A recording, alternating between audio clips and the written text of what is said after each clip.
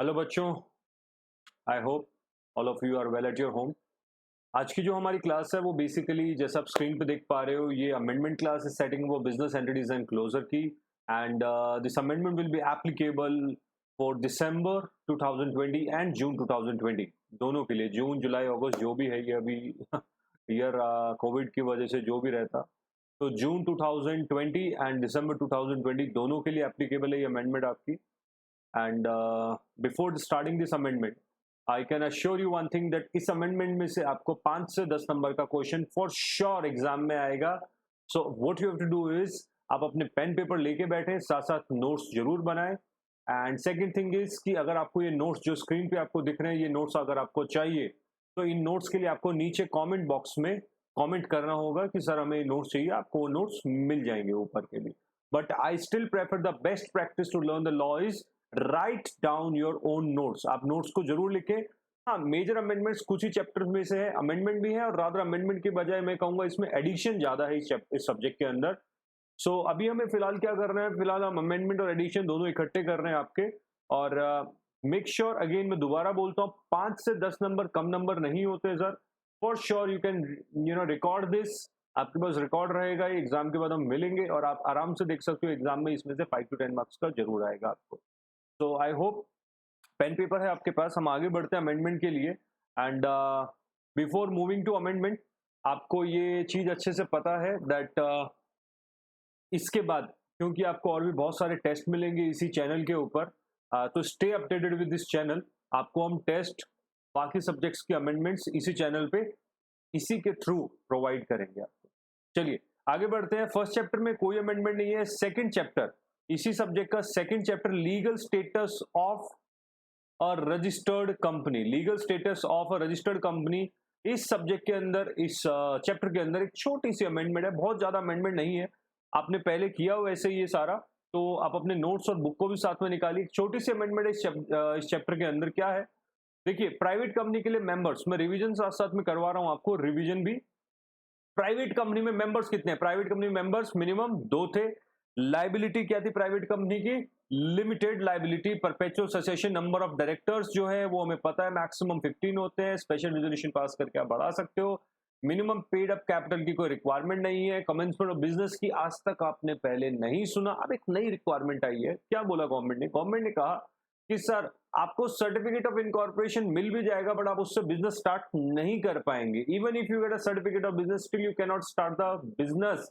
आपको commencement, business को commence करने के लिए अगर आपको बिजनेस कमेंस करना है प्राइवेट कंपनी के थ्रू, तो पहले आपको कंपनीज अमेंडमेंट एक्ट 2019 के अकॉर्डिंग 2 चीजें पूरी करनी पड़ेगी। एक चीज तो मैंने पहले आपको नॉर्मल क्लास में भी बता चुका हूं इसकी, the company has filed with the registrar certificate of its registered office. Registered office का एक सर्टिफिकेट देना होता है, जो मैंने आपको नॉर्मल क्लास में भी, रेगुलर क्लासेस में INC 22 फॉर्म बताया था जो आपको देना पड़ता है। इसके अलावा जो नया फॉर्म आउट ऐड हुआ है वो हुआ है आपका INC 20A, INC 20A। INC 20A क्या कहता है, INC 20A कहता है सर एक डिक्लेरेशन फाइल करनी होगी, एक डिक्लेरेशन फाइल करनी होगी कि सर जितने भी शेयर्स प्रॉमिस किए गए थे डायरेक्टर से, डायरेक्टर के द्वारा जितने भी शेयर्स प्रॉमिस किए गए थे वो सारे के सारे शेयर्स डायरेक्टर्स ने ले लिए हैं, इस चीज की एक डिक्लेरेशन देनी है। देखें स्क्रीन पे देखते हैं हम जल्दी से। With in a period of 180 days of the date of the incorporation of the company have to file with the registrar form number INC 20A।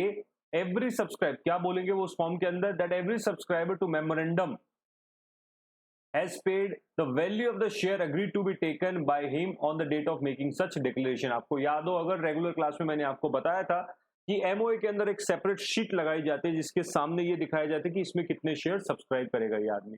वो जो शेयर जितने भी आपने बोले थे कि इतने सब्सक्राइब करूंगा मैं, वो उतने शेयर आपने सब्सक्राइब किए हैं और उसकी पेमेंट आपने कंपनी को कर दी है।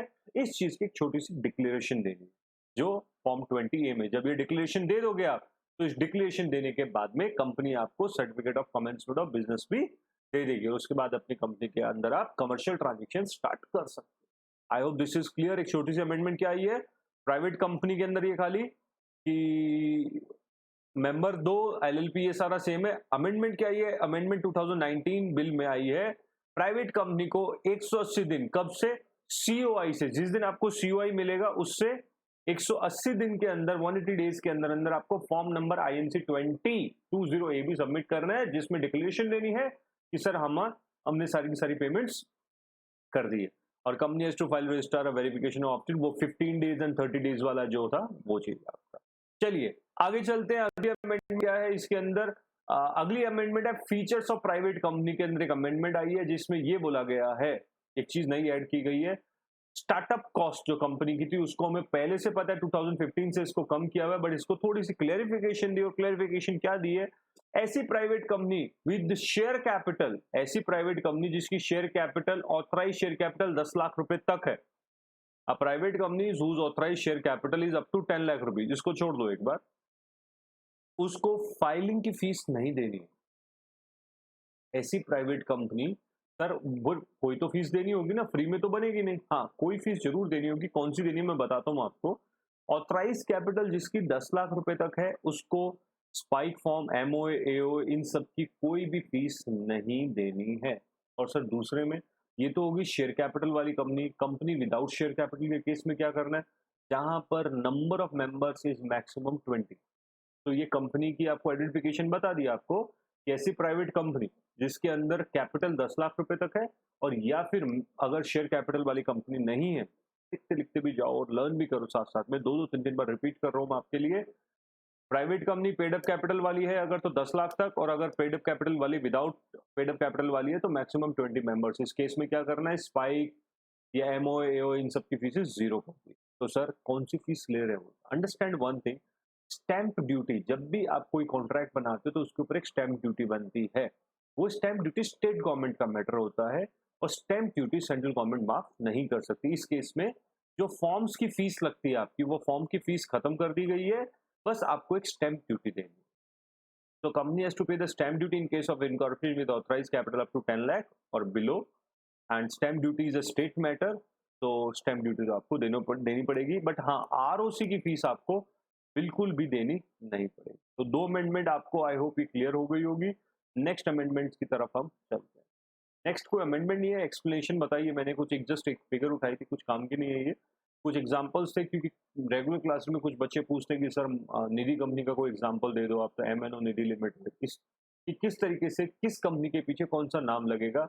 ये मेरा सोर्स है इस इन्फॉर्मेशन का, जैसा आप देख पा रहे हो कि ये इन्फॉर्मेशन मैंने कहाँ से ली, ये इन्फॉर्मेशन मैंने, तो न्यू कंपनी है तो ABC लिमिटेड या प्राइवेट लिमिटेड कोई भी हो सकती है, OPC है तो पीछे OPC लगेगा, तो नॉट रेलेवेंट है।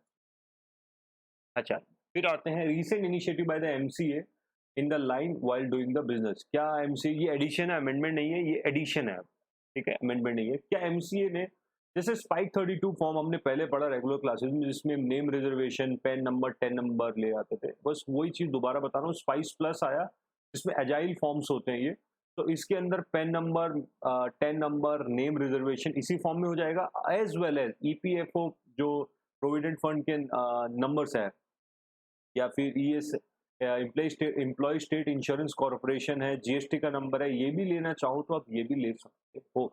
तो आपको अगर पूछा जाए what are the features of SPICe, तो आपने बताने की mandatory name, PAN 10 plus PF का नंबर, स्टेट इंश्योरेंस का, और GST का नंबर भी हम चाहें अगर लेना तो इसमें ले सकते हैं। छोटी सी अमेंडमेंट, थोड़ा सा यहाँ फास्ट चल रहा हूँ क्योंकि बहुत मेजर समझाने वाली चीज नहीं है यहाँ पर, आगे हम धीरे धीरे स्लो हो जाएंगे जहाँ जरूरत पड़ेगी। ये भी एक इजी सी एडिशन हुआ है। ये क्या एडिशन किया है? सर प्रोफेशनल जो है, जैसे हम लोग अगर काम करते हैं, हम प्रोफेशनल्स हैं, तो काम करने के टाइम पे अपने क्लाइंट से, काम करने के टाइम पे आपको अपने क्लाइंट से क्या क्या क्लैरिफिकेशंस लेनी है, क्या क्या क्लैरिफिकेशन लेनी है सर? सर आपका काम क्या है? कंपनी सेक्रेटरी का, कंपनी सेक्रेटरी का काम है कि कुछ सर्टेन डॉक्यूमेंट्स को कंप्लाई करना, कंप्लाई माने साइनिंग करना। तो साइनिंग आप समझ सकते हो, it's a very difficult task. Sign करना डिफिकल्ट नहीं है, डिफिकल्ट है कि बेसिकली अगर किसी गलत डॉक्यूमेंट पे साइन कर दिया हमने तो कहीं गड़बड़ ना हो जाए।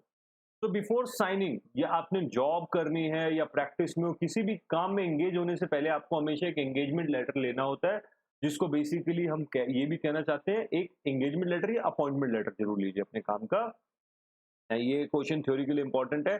Precautions to be taken by the company secretary as a professional, क्या क्या प्रिकॉशन लेनी है, ये क्वेश्चन आपका लिख लीजिएगा। सबसे पहले appointment letter, that is engagement letter लीजिए।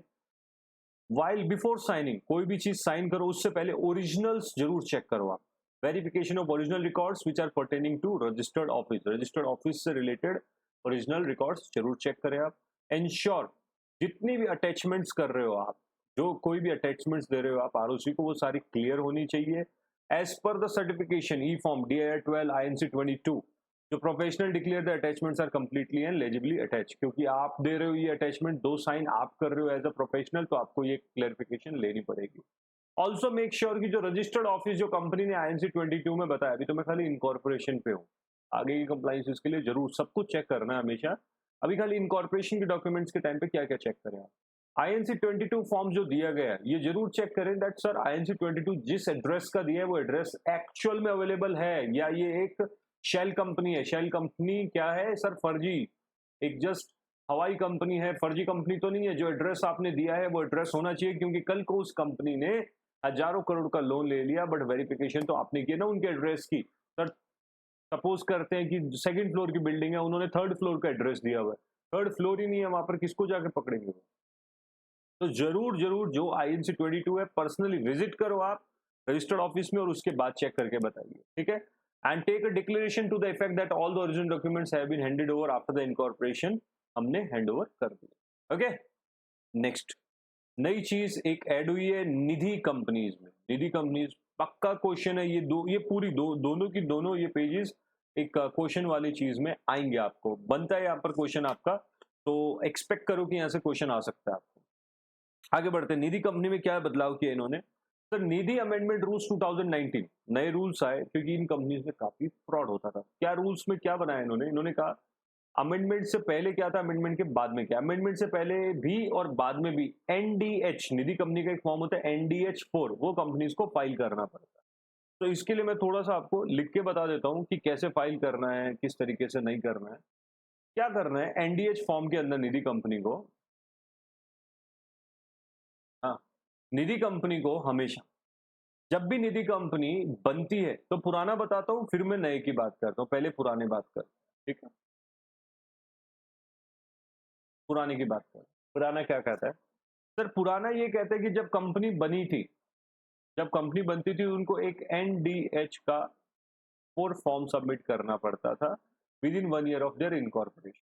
अब कंपनी अब क्या कह रहा है, निधि कंपनी के रूल्स अब कहते हैं कि सर अगर आपकी कंपनी आफ्टर अमेंडमेंट, अगर आपकी कंपनी बनी आफ्टर अमेंडमेंट, निधि अमेंडमेंट रूल 2019 कहता है आफ्टर अमेंडमेंट न्यू निधि कंपनी अगर आपने बनाई है कोई भी, तो आपको NDH फॉर्म कब देना है? Within 60 days from the date of expiry of 1 year of its incorporation. Suppose आपकी कंपनी बनी है 1/4/2020 को, ईयर कब खत्म होगा? 31 मार्च 2021 को खत्म हुआ, क्लियर। 31 मार्च 2021 प्लस 60 डेज कब हुआ? ये हो गया 30 मई 2021। सर मैक्सिमम बाय 30 मई 2021 आपको NDH फॉर्म इस कंपनी से रिलेटेड सबमिट करना पड़ेगा। और अगर निधि कंपनी का ऑफिसर चाहे तो इसके लिए आपको एक्सटेंशन दे सकता है रीजनल डायरेक्टर, बट अगर एक्सटेंशन नहीं है तो आपको कितना करना है सर? विद इन 60 डेज आपको फॉर्म सबमिट करना है। एग्जाम नोट डाउन कीजिए, ठीक है। बट अगर बिफोर अमेंडमेंट, अमेंडमेंट से पहले बनी हुई है, मतलब इस रूल के आने से पहले कोई निधि कंपनी बनी हुई है, सपोज 1/1/2014 को कोई निधि कंपनी बनी थी और रूल तो आया 2019 के अंदर, तो सपोज करते हैं 1/4/2019 को रूल आ गया, तो उस केस में क्या करना है सर? इस कंपनी को 31 मार्च 2020 1 ईयर खत्म हुआ इसका, within 1 year of its incorporation. तो within 1 year of incorporation पहले देना होता था, बट अब इनकॉर्पोरेट तो ये 2014 में हुई थी। रूल में क्या बदलाया? Expiry of 9 months from the commencement of these rules. तो पुरानी कंपनी के लिए ये रूल्स जब भी बने उसके 9 महीनों के अंदर अंदर NDH फॉर्म को देना है। एक बार मैं ये आ गया समझ, पुरानी कंपनी का बताता हूँ। सपोज एक कंपनी 1/4/2014 को बनी, पुरानी कंपनी रूल से पहले, रूल आए 1/4/2019 को। इस केस में आपको कब तक NDH फॉर्म सबमिट करना है? पीछे वाले केस में NDH फॉर्म फॉर आपको कब तक सबमिट करना है? NDH फॉर्म 4 आपको सबमिट करना है 9 मंथ्स ऑफ दीज रूल्स। ये रूल आए इस कंपनी के लिए, एक्स कंपनी के लिए रूल आए 1/4/2019 प्लस 9 मंथ्स। तो 9 मंथ्स कब हुए? 31 दिसंबर 19। सर इस पुरानी कंपनी के लिए 31 दिसंबर 2019 तक सबमिट कर। ठीक है, एक एग्जांपल के साथ बेटर तरीके से। सपोज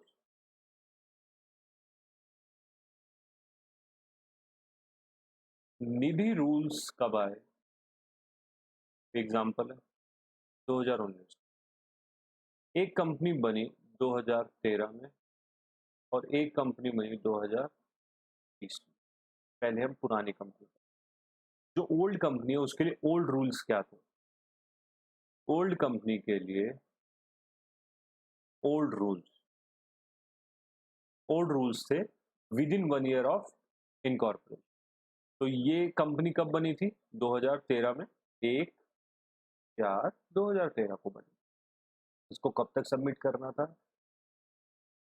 31 मार्च 2014, बनने के 1 साल के अंदर, मतलब करंट ईयर। ठीक है, अब इस पुरानी कंपनी के लिए न्यू रूल क्या है? पुरानी कंपनीज भी तो बनी हुई होगी ना, उस कंपनी के लिए नया रूल ये आया है कि जब आप बने उस दिन को छोड़ दो, वो हो गया, काम खत्म। अब जिस दिन ये रूल्स आए 1/4/2019 को, उसके 9 महीनों के अंदर अंदर सारी पुरानी कंपनी, जितनी भी ओल्ड कंपनीज है, उन सब कंपनीज को एनडीएच फॉर सबमिट करना है। तो सपोज हमारे एग्जांपल में 1/4/2019 है, इससे 9 महीना कब हुआ? 9 मंथ्स, 31 दिसंबर 2019 को आपको इस पुरानी कंपनी को देना। हाँ, ये हो गया, खत्म मैटर। अब आते हैं new company.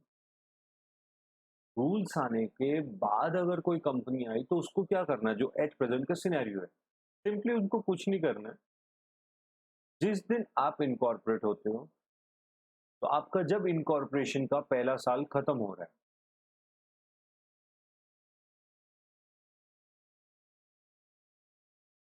First financial year खत्म हुआ, ये नोट डाउन करते रहना। इसके बाद आपको 60 डेज का एक्सटेंशन दिया जाएगा। वो कब आया? 30 में 2020, maximum by this and the code submit.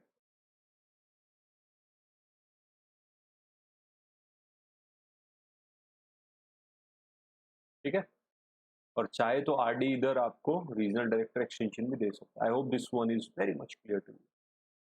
आगे बढ़ते हैं, अगली अमेंडमेंट की तरफ बढ़ते हैं। अगली अमेंडमेंट क्या कहती है? चलिए, चैप्टर की इतनी ही अमेंडमेंट थी। अब नेक्स्ट चैप्टर ले रहे हैं हम, आपका चैप्टर नंबर 4, जिसमें एक छोटी सी अमेंडमेंट है। वैसे तो अमेंडमेंट है ही नहीं, वो डिलीशन है बेसिक। तो क्या कहती है ये अमेंडमेंट?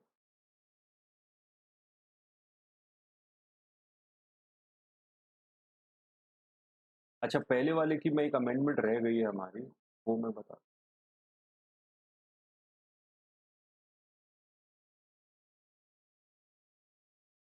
हाँ सर, कोई निधि कंपनी अगर नहीं करे ये काम, निधि कंपनी कहती है मैं तो नहीं करूंगी, अगर आप बोलते रहो मैं तो फिर भी एनडीएच फॉर फाइल नहीं करूंगी, तो गवर्नमेंट ने बोला कोई इश्यूज नहीं है। If you will not file NDH four, one word में लिख लो चाहे, you are not allowed to raise fund. Nidhi companies क्या होती है? मेंबर से पैसा लेती है और मेंबर्स के वेलफेयर के लिए मेंबर्स को ही लोन देती है। तो निधि कंपनीज को बोला कि आप फॉर्म SH7 इसलिए होता है, notice to registrar of any alteration of share capital, क्योंकि आप पैसा रेज नहीं, SS7 इश्यू नहीं कर सकते, तो आप इनडायरेक्टली बेसिकली आपको नया न्यू कोई भी पैसा रेज करने से मना कर दिया। और ऑल्सो अगर कोई पैसा रेज किया हुआ है या कर रहे हो, साथ ही साथ PS3 रिटर्न ऑफ अलॉटमेंट भी आप नहीं कर सकते। Company can not file SH7 and PS3।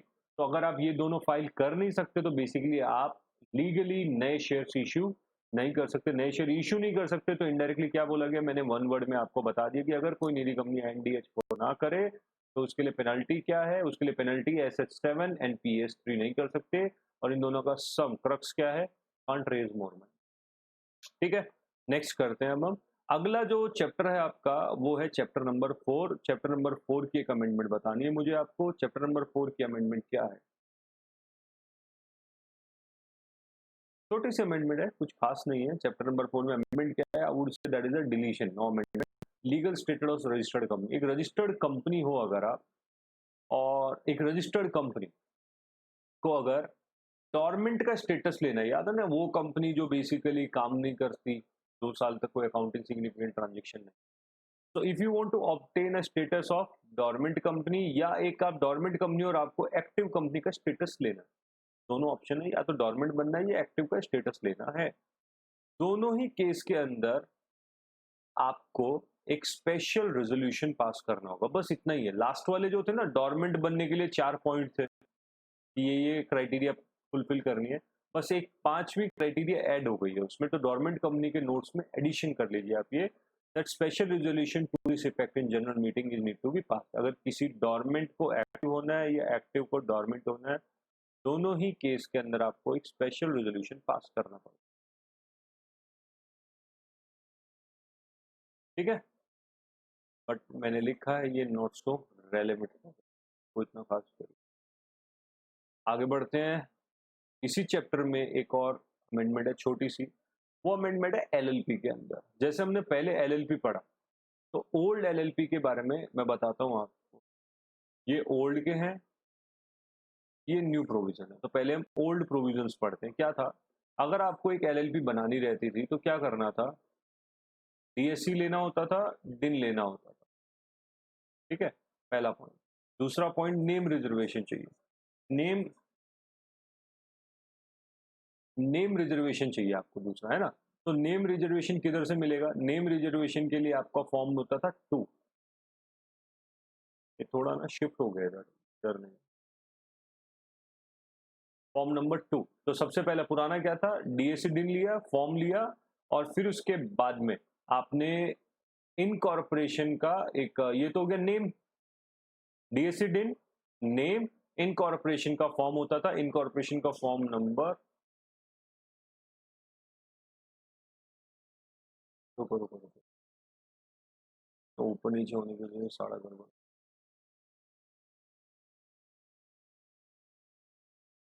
दोबारा लिखूंगा आपको, देखो।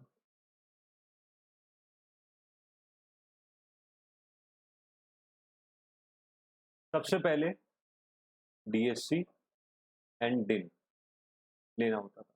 ठीक है, फिर आपको चाहिए होता था नेम, नेम ले लेते थे अपना फॉर्म 1 के अंदर पुराने वाला। फिर आपको दूसरे नंबर पे चाहिए होता था आपका इनकॉर्पोरेशन का फॉर्म, इनकॉर्पोरेशन का, इनकॉर्पोरेशन के लिए आपका लगता था फॉर्म 2। फिर आप करते थे अग्रीमेंट एक्सेट्राज का फॉर्म, तो फॉर्म 3। ये फॉर्म्स होते थे आपके। ठीक है, और फिर आपका इनकॉर्पोरेटेड। तो ये अभी सिस्टम हट गए। आप एमसी की वेबसाइट पे भी देखोगे ना अगर, तो सिंपली बोला, हाँ जो सेम चीज़ है वो ये है, अमेंडमेंट खाली इतने में आई है, फॉर्म 2 हटा है बस, और कुछ भी नहीं हटा। डीएससी और डिन तो वैसे ही लेना पहले की तरह। रन न्यू फैसिलिटी आएगी नेम रिजर्व करने की, सबको मैंने कंपनी लॉ में भी पढ़ाया है, सेटिंग अप में भी पढ़ाया है, कि अगर आपको अब नेम लेना है तो www.mca21.gov.in पे जाएं, आपको रन फैसिलिटी के थ्रू नेम रिजर्व करना है। रन लेने के बाद में तीसरा स्टेप है, जो फॉर्म हमारा रहता था फॉर्म 2, उसको हटा के अब क्या कर दिया, नया फॉर्म आ गया एलएलपी फिलिप। ठीक है, एलएलपी फिलिप इनकॉर्पोरेशन का, एलएलपी फिलिप, ये बेसिकली फॉर्म नया आया है, न्यू। बस ये इतना है, और ये न्यू, बाकी सब सेम है। तो अब एलएलपी बनाने का स्टेप क्या है, डीएससी डिन लिया, नेम लिया, और एलएलपी फिलिप फॉर्म फिल कर दिया, और उसके बाद में एलएलपी एग्रीमेंट जैसे आप पहले करते थे फॉर्म नंबर 3 के अंदर, पुराना था एलएलपी एग्रीमेंट आपका,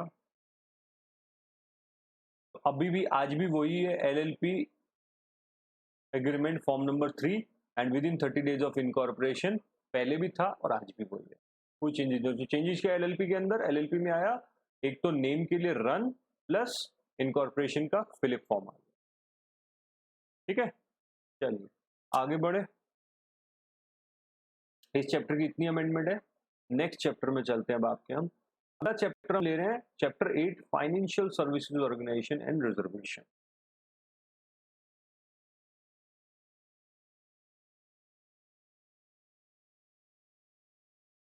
तो अब हम अमेंडमेंट्स ले रहे हैं आपके एनबीएफसी चैप्टर की। एनबीएफसी चैप्टर की कुछ अमेंडमेंट्स ले रहे हैं आपकी, छोटी सी अमेंडमेंट, 2 मिनट में खत्म हो जाएगी एनबीएफसी की।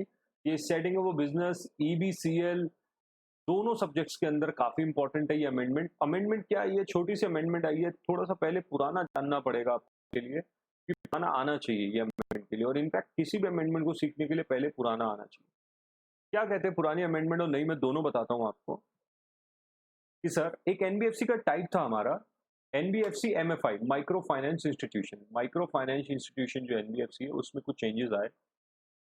उसमें जो पहले था हमारा एलिजिबल बोरोवर, पहले वाला जो था eligible borrower,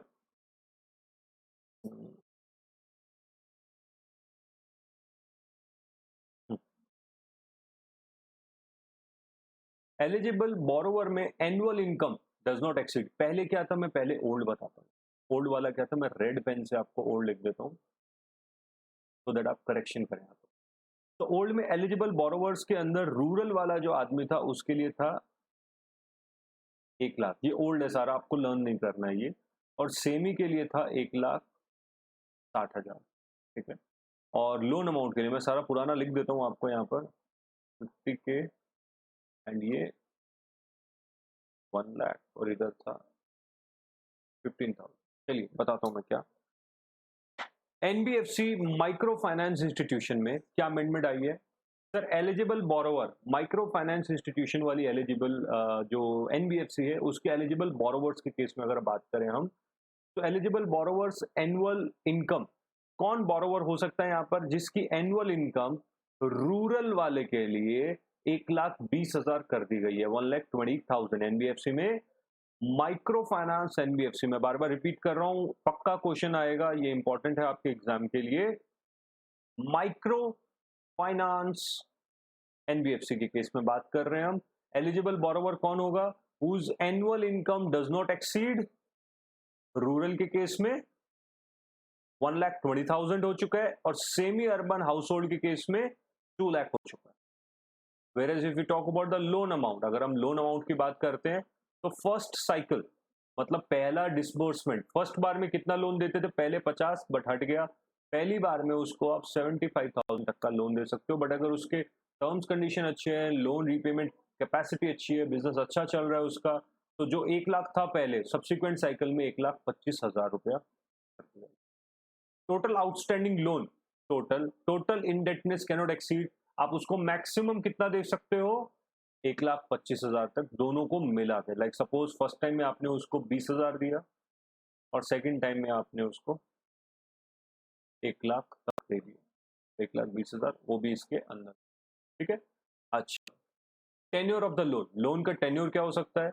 not less than 24 months if the loan is exceeding. अगर आपका लोन रीपेमेंट के लिए, क्योंकि बेसिकली क्या होता है, माइक्रो फाइनेंस वाला जो लोन ले रहा है उसके लिए 15,000 रुपए भी बड़ी अमाउंट है, किसी, मेरे लिए भी हो सकता है, आपके लिए भी हो सकता है, 15,000 भी एक बड़ा अमाउंट हो सकता है किसी, उसके रीपेमेंट बड़ा दिक्कत वाली चीज है। अगर 15,000 रुपए से ज्यादा का लोन है किसी का, पहले की बात बता रहा हूँ मैं, तो उसको कम से कम 24 महीनों की मोहलत, 24 महीनों का टाइम, समय सीमा एंड एक ड्यूरेशन दी जाती थी कि 24 महीनों का आपका रीपेमेंट का रहेगा। अब उस 24 को, इस 15,000 को काट के, क्योंकि लोन्स भी बढ़ा दिए गए, तो इसको 30,000 कर दिया। दैट लोन का टेन्योर कितना रहेगा? कम से कम not less than 24 months if the loan is exceeding 30,000। अगर 30,000 से ज्यादा का लोन है, अप टू 30 कोई दिक्कत नहीं, याद रखें। If the loan is above 30,000 तो क्या करना है, आपका टेन्योर कितना हो सकता है? कम से कम 24। ओके, इसमें ये अमेंडमेंट थी। एक छोटी सी अमेंडमेंट और बताता हूँ मैं आपको। छोटी सी अमेंडमेंट क्या है, देखो,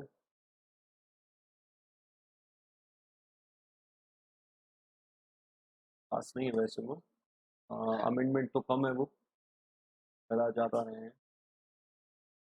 नेक्स्ट अमेंडमेंट है आपकी एनबीएफसी सिस्टमेटिक, एक न्यू चीज ऐड की गई है, नई एनबीएफसी ऐड की गई है, जिसमें बोला systematically important non deposit taking NBFC, क्या बोला, systematic important non deposit taking NBFC को ऐड किया गया। कौन सी टाइप की एनबीएफसी, ये कौन हो सकता है, ये sir those who are not accepting और होल्डिंग पब्लिक डिपॉजिट, ऐसी एनबीएफसी जो पब्लिक से पैसा नहीं लेती है और जिसकी टोटल एसेट्स कितनी है 500 crore and above.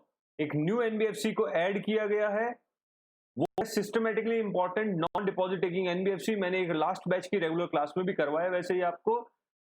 Non accepting, एक तो ये पब्लिक से पैसा नहीं लेगी और दूसरा इसकी टोटल एसेट्स 500 करोड़ रुपया या इससे ज्यादा की होती ही होगी।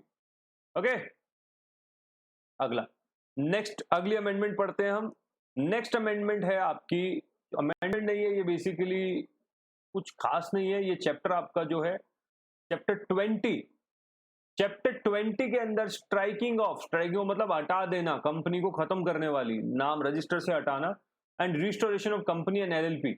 उसके अंदर एक फॉर्म होता था एसटीके, अगर आपको याद हो, रिवाइज करके देखो, एसटीके एक फॉर्म होता था, उसमें कुछ अमेंडमेंट नहीं है, बस डिलीशन है यहां पर एक,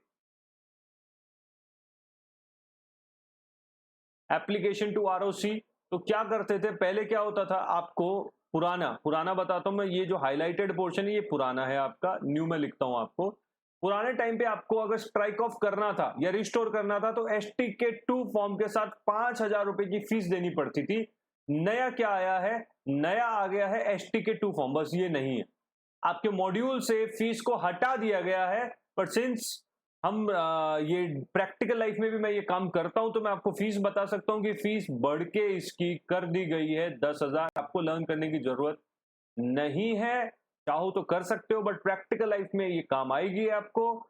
10,000 रुपए 5,000 से बढ़ा के 10,000 रुपए की फीस कर दी, बस, और कुछ भी अमेंडमेंट इसमें नहीं है, डिलीशन की है रादर मॉड्यूल के अंदर। ठीक है, ये चैप्टर की अमेंडमेंट इतनी ही है। नेक्स्ट चैप्टर की तरफ चलते हैं, अगला चैप्टर है आपका इंसॉल्वेंसी। ये चैप्टर एडिशन है, बहुत ज्यादा इसके अंदर, मतलब मेजर पोर्शन आप इसके अंदर देखोगे कि ऐड ही किया गया है। ठीक है, तो चैप्टर 21 इसमें आई वुड से अपडेशन है, एडिशन है। इस चैप्टर में अपडेशन भी की गई है और एडिशन भी किया गया है। ठीक है, तो चैप्टर का नाम क्या है, corporate insolvency resolution, process liquidation and winding up overview दिया गया। सीआईआर पीएलडब्ल्यू चैप्टर के अंदर क्या पढ़ना है आपको वो देखो ध्यान से, क्या क्या चीजें बदली। तो एक डेफिनेशन डाल दी गई, क्या डेफिनेशन डाल दी गई, डेफिनेशन डाल दी, what is the difference between insolvency and bankruptcy के बीच में फर्क क्या है। सर बड़ा थिन, बड़े कम सा फर्क है, क्या फर्क है इंसॉल्वेंसी और बैंकरप्सी के अंदर।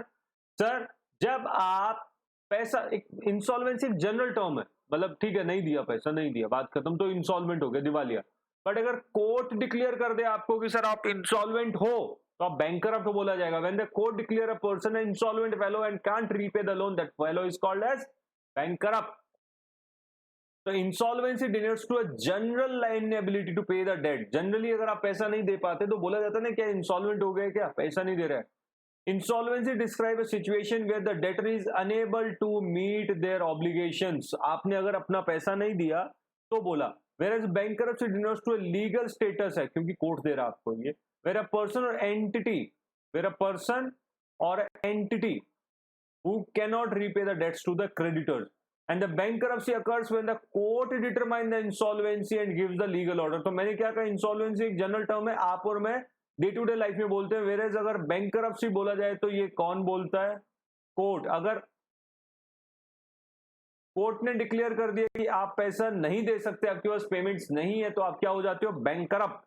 इंसॉल्वेंसी एक स्टेट है वेर बैंकरप्सी कंक्लूजन होता है। इंसॉल्वेंसी से आप चाहो तो रिवाइव हो सकते हो, मतलब ठीक हो सकते हो। वेरेज अगर हम बात करते हैं, अगर आप इंसॉल्वेंसी से रिवाइव नहीं हो पाते, आपके पास पेमेंट नहीं है, तो आपको बैंकरप्ट बोल दिया जाता है, जैसे Jay Mallya. Insolvency is resolve, it leads to solvency. अगर इंसॉल्वेंसी ठीक हो गए तो रिवाइव कर गए तो क्या बना जाएगा, सॉल्वेंट, विच इज पॉजिटिव चीज है। वेरेज अगर इंसॉल्वेंसी रिजॉल्व नहीं कर पाए आप, तो आप क्या बन जाओगे, बैंकरप्ट बन। ये एक न्यू ऐड हुआ है पक्का। इस क्वेश्चन में से, इस चैप्टर में से, पूरे में से 4 नंबर लगा के चलो, फॉर श्योर 4 मार्क्स एग्जाम में एक्सपेक्ट करो आप।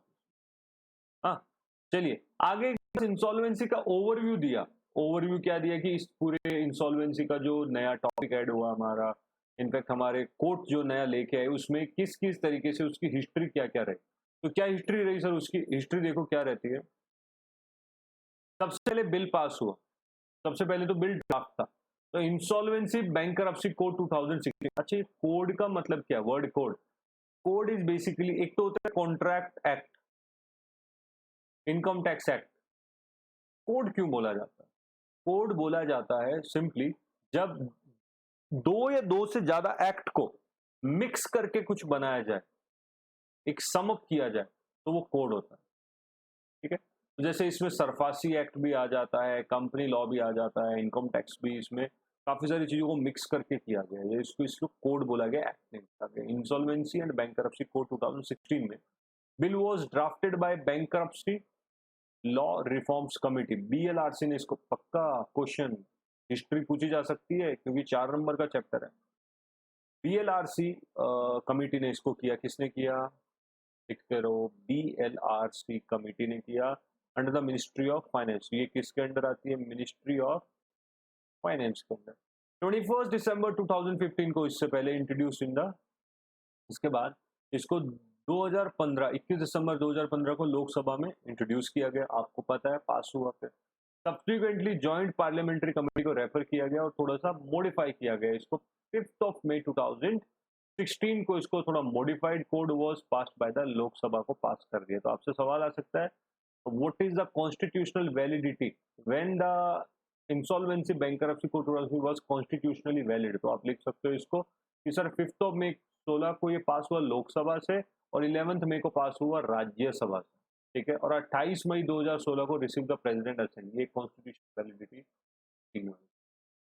ओके, अगला, ये चैप्टर थोड़ा सा थ्योरेटिकल ऐड हुआ है, सर्टेनली हुआ है, आप समझ सकते हो, पूरा चैप्टर जोड़ा है तो इतना दिक्कत तो आएगी। तो what are the salient features of insolvency and bankruptcy code 2016? Insolvency bankruptcy code 2016 के क्या सैलिएंट फीचर्स है सर? जो आपका इंसॉल्वेंसी बैंकरप्सी कोड है, इसने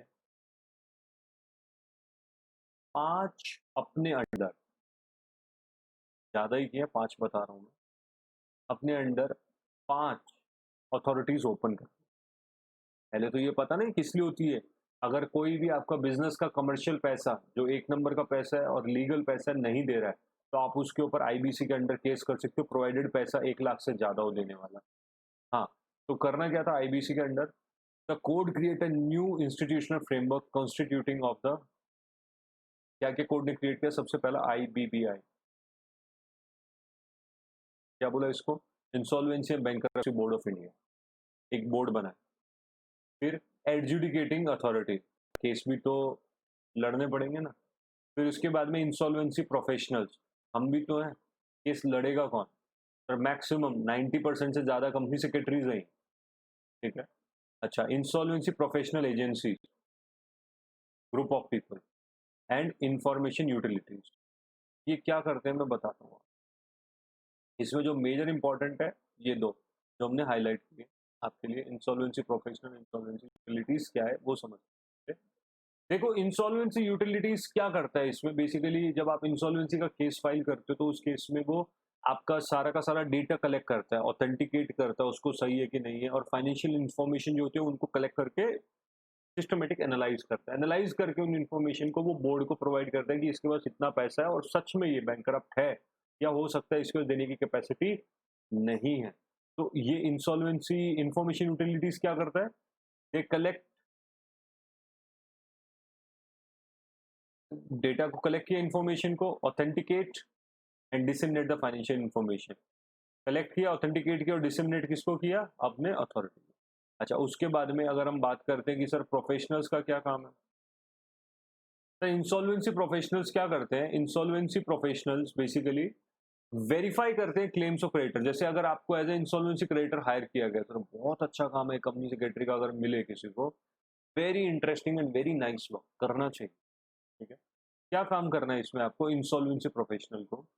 सबसे पहले verify the claim of creditor. अगर आपको हायर किया जाता है कि भाई आज से मिस्टर एक्स आप इंसॉल्वेंसी प्रोफेशनल हो हमारी कंपनी के लिए और आपको हमारा लिक्विडेशन करवाना बेसिकली, या बैंकर पे इंस्टॉलमेंट कुछ भी बंद करवाना है कपड़े को।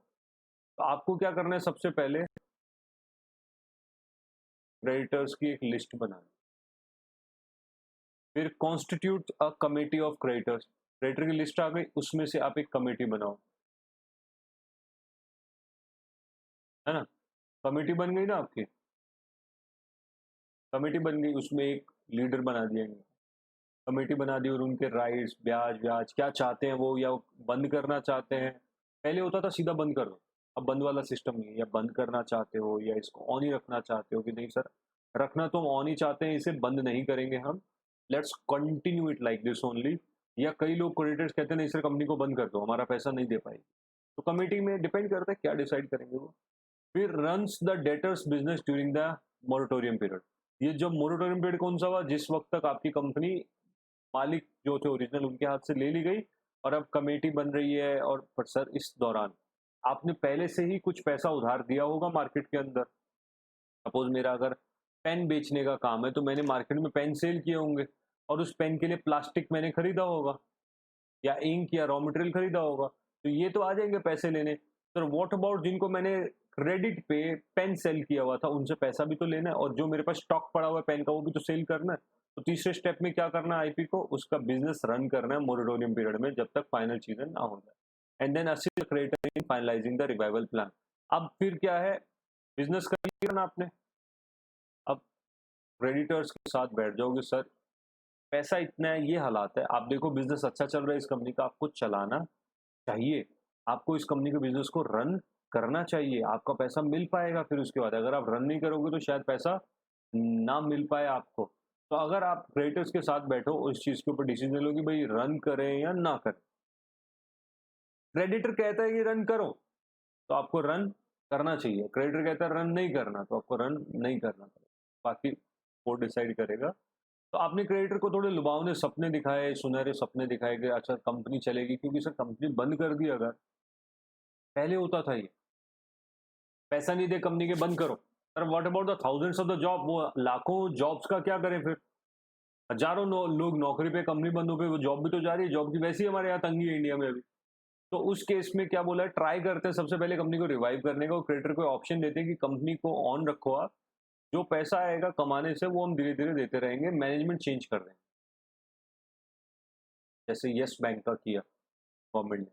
हाँ, तो क्रेडिटर के साथ बैठ के आप फाइनलाइज करते हो रिवाइवल प्लान। फिर कुछ क्रेडिटर कहते हैं मैं तो नहीं दूंगा, अड़ जाऊंगा मैं, अरे पैसे लो और बाहर जाओ।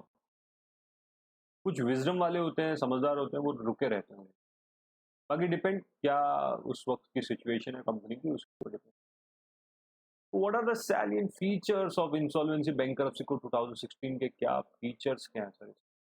देखिए, इंसॉल्वेंसी बैंकरप्सी कोड में सबसे पहली बात, दो ट्रिब्यूनल बनाए गए, ठीक है, NCLT and DRT, national company law tribunal, सुना है आपने पहले। तो इसके केस, आईबीसी के केस कहाँ चलेंगे, एनसीएलटी में चलते हैं इसके केस। अगर प्रोवाइडेड, एनसीएलटी किसके केस देखेगा, आप कौन हो, कंपनी या एलएलपी। तो सर डीआरटी की केस देखेगा, डीआरटी देखेगा अगर आप इंडिविजुअल हो या पार्टनरशिप हो, है ना, सिंपल। अगर आप इंडिविजुअल पार्टनरशिप कौन देखेगा, डीआरटी, सेम ही है काम दोनों का सेम, बस वो थोड़े छोटे केसेस होते हैं इंडिविजुअल के, तो वो देखो। टू इंडिपेंडेंट स्टेजेस होती है, दो इंडिपेंडेंट स्टेज होती है इसके अंदर। पहले जैसे मैंने बताया सीधा बंद, अभी बंद का वाला हिसाब नहीं है। सबसे पहले इंसॉल्वेंसी रिजोल्यूशन एक प्रोसेस होता है, जिसमें ट्राई किया जाता है कि क्यों ना आपकी कंपनी को फिर से रिवाइव करें, ट्राई करते हैं, ट्राई टू रिवाइव। बट अगर ट्राई है और नहीं हो रहा रिवाइव, तो सीधा क्या कर सकते हैं, बंद। पहले ये था ही नहीं, ये वाला पहले सीधा बंद। आईबीसी ने बोला सर नौकरियां कितनी जा रही है वो देखो ना, ट्राई करो इसको रिवाइव करो, समझाओ क्रिएटर्स को, 2 4 5 साल रुक जाओ, पैसा मिल जाएगा, लिख के दो उनको, रिवाइवल के डिफरेंट डिफरेंट प्लान्स यूज करो उनके साथ, ठीक है। तो और टाइम भी बहुत लग जाता था। आईबीसी एक अच्छा एक्ट आ गया, पहले तो 6 महीने तो क्रेडिटर के वैसे निकल जाते थे। कैसे निकलते थे सर, एनपीए बनाना पड़ता था पहले, 3 महीने 90 दिन तो वो चले गए, है। फिर उसके बाद में आपको नोटिस देना पड़ता था 2 महीने का, कि 2 महीने के अंदर रिप्लाई करो। फिर उसके बाद में अगर उसने रिप्लाई नहीं किया तो 30 डेज के अंदर उसको गवर्नमेंट ऑर्डर देती थी कि भाई पैसे दो नहीं तो बंद कर देंगे, तो 6 महीने तो ये नेट नेट ही चलेगा। अब आईबीसी के अंदर क्विक आया, क्विक दिखाता हूँ मैं भी नेक्स्ट स्लाइड पे क्या क्विकनेस आई है इसमें, कितना जल्दी। तो अभी सिंपली क्या बोला, इंसॉल्वेंसी की दो इंडिपेंडेंट स्टेजेस है। पहला insolvency professional creditor assess the viability of the debtor business and option to revival, दो रिस्कों का देखेंगे, नहीं है तो फिर क्या करेंगे, हम अगले में जाएंगे। इंसॉल्वेंसी रेजोल्यूशन प्लान फेल्स हो रहा है आपके financial creditor and wind up the distribute the assets to the debtor. अगर कुछ बचता है तो डेटर को दो, ठीक है। सर बचा ही नहीं, क्या करना है, बचा नहीं तो देंगे कहाँ से। हाँ, अच्छा, तो इसमें क्या फास्ट क्या कर दिया इन्होंने, सर पहले तो धक्के ही खाते रहते थे, अब क्या बोला, जो CIRP corporate insolvency resolution professionals जो आपके, वो आपके मैटर को 180 दिन में खत्म करें। डोंट रन, जो बता रहा हूँ वो समझना खाली, 180 दिन। बट किसी केस में ना हो पाए, ठीक है, तो एडजुडिकेटिंग अथॉरिटी को अप्लाई करो, वो आपको 90 डेज का एक्सटेंशन दे सकते हैं। तो टोटल कितने हो गए, 270, 270, 270 दिन, 180 दिन के अंदर अंदर खत्म करो नॉर्मल में। जिस दिन एप्लीकेशन आई उसके कितने दिनों में, 180 डेज में। हाँ, नहीं हो पाया, adjudicating authority satisfied, CIRP can not complete. बड़ी कंपनी है, रिलायंस जैसी या टाटा जैसी या कोई बहुत बड़ी बड़ी कंपनी है, तो उनको बहुत अकाउंट्स बनने 90 डेज को। एक क्लॉज और साथ में डाल दिया, थोड़ा ट्विस्टिंग है। ये बोला कि अगर 180 या 90 डेज एक्सटेंशन किया, 200, 180 या 270 दोनों में ना हो पाए, इससे ज्यादा एक्सटेंशन अलाउड नहीं है। अब किसी भी केस में एक्सटेंशन तो 90 डेज ही मिलेगी। आप किसी भी सूरत में, किसी भी सर्कमस्टांसिस में मैक्सिमम 330 डेज के अंदर अंदर तो आपको केस को खत्म करना ही पड़ेगा। मतलब कई बार क्या होता है, आपके बैंक अकाउंट्स लॉकर में थे और लॉकर हो गया, so, however, corporate insolvency resolution process shall be mandatorily completed within a period of 330 days from the insolvency commencement date। जिस दिन insolvency commence हुई थी उस दिन से, including any extension, तो हो गया ये 90 days वाला, granted under section 12, ये हो गया section 12 वाला, and the time taken in legal proceeding relation to such resolution from creditor। Sir creditor से पैसा लेने वेने में मैक्सिमम 330 दिन का हो सकता है। हाँ, ये हो गया सर चैप्टर खत्म। नेक्स्ट चलते हैं हम स्टार्टअप की तरफ, बहुत कुछ है इस चैप्टर में पढ़ने के लिए, ज़्यादा अमेंडमेंट नहीं है, बट हाँ एग्जाम के लिए आपको मैं भी लिख देता हूँ पक्का, और टॉपिक है आज की डेट में पक्का क्वेश्चन है। क्या बोला, स्टार्टअप रजिस्ट्रेशन के लिए थोड़े से बदलाव किए, 3 स्लाइड 3-4 पेजेस में खत्म हो जाएगा। क्या बोला, liability, liability for becoming startup company, eligibility not liability. तो सबसे पहले जैसे अगर आप बोलते हो कि मुझे कंपनी सेक्रेटरी का कोर्स करना है, तो सबसे पहले तो क्या होता है, आपकी एलिजिबिलिटी चेक की जाती है कि whether you are eligible to become a company secretary और नॉट, क्या आपको कंपनी सेक्रेटरी बनने की एलिजिबिलिटी भी है या नहीं है। तो या तो जैसे काफी सारी एलिजिबिलिटी है, उसमें से एक है कि आपको ग्रेजुएट होना पड़ेगा, या आपको CACT का पेपर पास करना पड़ेगा। ग्रेजुएशन वाला भी डिलेमा में है वैसे, CACT आपको क्लियर करना पड़ता है कि CACT करना पड़ेगा। अगर आप CACT क्लियर कर लेते हो आप एलिजिबल हो जाते हो। उसके बाद में आपको एक फॉर्म भरना, क्या एलिजिबल होने का मतलब ये है कि पक्का ही एडमिशन मिलेगा आपको ना, एलिजिबिलिटी तो एक बेसिक क्राइटेरिया है, उसके बाद में फॉर्म भरो, वो फॉर्म एक्सेप्ट करेंगे आपका, तो होंगे आप एलिजिबल उनकी तरफ से। तो एलिजिबिलिटी क्या बोली, up to 10 years of up to period of 10 years from the date of incorporation of registration. Tenure कितना होना चाहिए आपके काम का, 10 साल। Turnover, turnover does not exceed 100 crore. अब मैक्सिमम टर्नओवर 100 करोड़ का हो सकता है। क्या काम करते हो आप, या तो कोई नई चीज, नया प्रोडक्ट बना रहे हो आप, या कोई प्रोसेस को आपने न्यू डेवलप किया है, या फिर कोई एग्जिस्टिंग सर्विसेज में न्यू इंप्रूवमेंट करिए आप, ठीक है। तो scaling business model with a high potential of employment generation and wealth. अगर आपके फादर, मैं क्लास में भी एग्जांपल देता हूँ,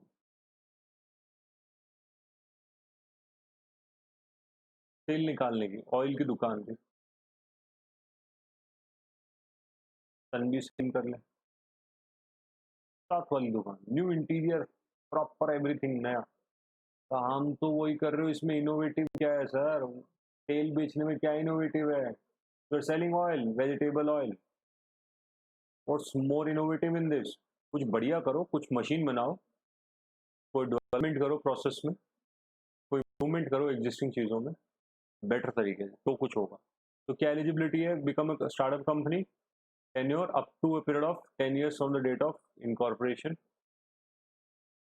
आपका टर्नओवर 100 करोड़ या कुछ नया बना।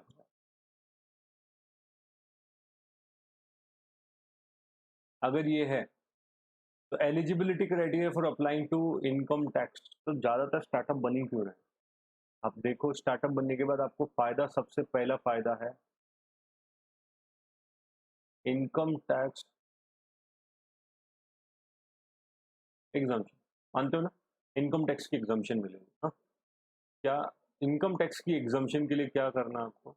रिकॉग्नाइज स्टार्टअप होना चाहिए। रिकॉग्नाइज स्टार्टअप कौन है सर? जो लास्ट पेज पे एलिजिबल है, उसको डी DIPP जो है आपका, एक सर्टिफिकेट देता है आपको। उस सर्टिफिकेट से आप एलिजिबल हो जाते हो। तो हम नेक्स्ट स्लाइड पे सर्टिफिकेट पढ़ने वाले हैं बेसिकली। तो एंजल टैक्सेशन का एक बेनिफिट मिल जाता है आपको। पहले हम दोबारा इसी को करते हैं, क्या बोल रहे हैं। सबसे पहले आप एलिजिबल और रजिस्टर्ड स्टार्टअप हो। सबसे पहले क्या बना आप? एलिजिबल। फिर फॉर्म भरा, फिर आपको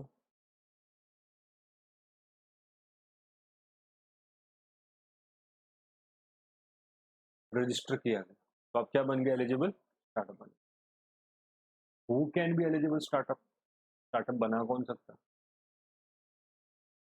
स्टार्टअप कोई भी बनाओ, बट इनकम टैक्स का 80 IAC सेक्शन में अगर आपको बेनिफिट लेने हैं, तो सबसे पहले तो आप रजिस्टर्ड स्टार्टअप हो। दूसरा, या तो आप प्राइवेट कंपनी हो या फिर LLP हो, टैक्स लेके बचाना आपको तो। हाँ, और आपका तीसरा, स्टार्टअप बना कब है ये? 1 अप्रैल। कॉन्सेप्ट ही तब आया था के बाद बना हो। And certificate should be obtained for example, certificate हम नेक्स्ट पे। सो 80 IAB की एग्जाम्पशंस लेने के लिए स्टार्टअप सर पक्का 101% क्वेश्चन है इसमें। रजिस्टर्ड हो, प्राइवेट या LLP, 1 अप्रैल 2016 के बाद, और सर्टिफिकेट ले लो। तो क्या फायदा मिलेगा आपको? सर्टिफिकेट के बारे में नेक्स्ट स्लाइड में बात करेंगे। क्या बेनिफिट मिल जाएगा अगर आपने ये सब कर लिया? एंजल टैक्सेशन एग्जाम्पशन मतलब 56 सेक्शन के अंदर एक क्राइटेरिया होता है टैक्स लगने का, बट वहां से आपको अगर आप रिकॉग्नाइज स्टार्टअप हो और आपने कुछ शेयर्स, क्योंकि स्टार्टअप के अंदर क्या चाहिए होता है? कहीं ना कहीं से इक्विटी, डिबेंचर या पैसा चाहिए होता है। मेजर प्रॉब्लम इज स्टार्टअप में पैसा। आइडिया तो अच्छा है, पैसा चाहिए। तो सबसे पहले तो आप DPIIT, ठीक है, DPIIT बोले तो department for promotion of industry and internal trade, India का है ये। तो अगर आपको सबसे पहले तो क्या चाहिए? DPIIT का रिकॉग्निशन चाहिए। दूसरा पॉइंट जो है वो समझने वाला है, थोड़ा सा समझने वाला। क्या है कि सपोज आपकी फेस वैल्यू थी 10 करोड़ शेयर्स की, आपने जिस आदमी को भी बेचे, अच्छा काम कर रही थी आपकी कंपनी और आपको पैसे की जरूरत पड़ी, आपने बाहर से इन्वेस्टमेंट ली, वेंचर कैपिटलिस्ट, तो उसको वो शेयर्स आपने सेल कर दिया उतने के, राइट्स के 10 करोड़ के, बट बेचा 15 करोड़ में उसको, हो सकता है प्रीमियम पे। आपने कहा मेरी कंपनी तो ऑलरेडी चल गई है सर, पैसा तो चाहिए, ठीक है, आप कंपनी में मेरे होल्डर भी बन रहे हो, अच्छी बात, बट मैं शेयर 10 के 10 में नहीं दूंगा, क्योंकि कंपनी ऑलरेडी अच्छा खासा कमा रही है, मुझे तो बस पैसे की जरूरत है और एक्सपेंशन की। उसने कहा प्रीमियम पे दे देगा, आपने कहा ठीक है, 5 रुपये प्रीमियम। तो ये जो 10 करोड़ से 15 करोड़ में गया, तो आपको बेनिफिट कितने का हुआ? 5 करोड़ के ऊपर कोई भी टैक्स। बट प्रोवाइडेड 25 करोड़ से ऊपर मत बेच देना। Aggregate amount of share and premium does not exceed 25 and not invested in, कुछ ऐसे केसेस है जहां पर स्टार्टअप इन्वेस्टमेंट करेंगे।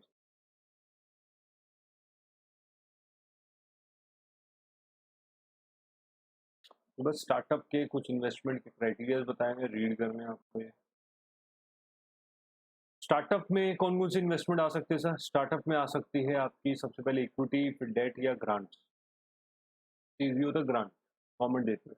अगर इक्विटी लिया तो no component of repayment of invested fund, equity को वापस देने की जरूरत नहीं होती है। रिस्क, इन्वेस्टर के हाथ में काफी रिस्क है, पर हमने कोई गारंटी फिर भी नहीं दी है। प्रेशर फॉर रीपेमेंट, कोई प्रेशर नहीं है रीपेमेंट का, लेस प्रेशर।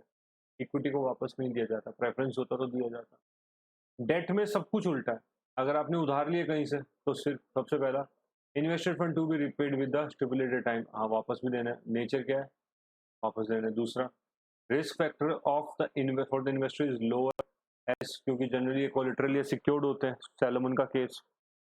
तीसरा, बिल्कुल इनके ऊपर प्रेशर होती है, more pressure for startup to adhere to the repayment, क्योंकि स्टार्टअप में इतना पैसा कमाई का नहीं आ रहा होता, तो रीपेमेंट कहाँ से करें।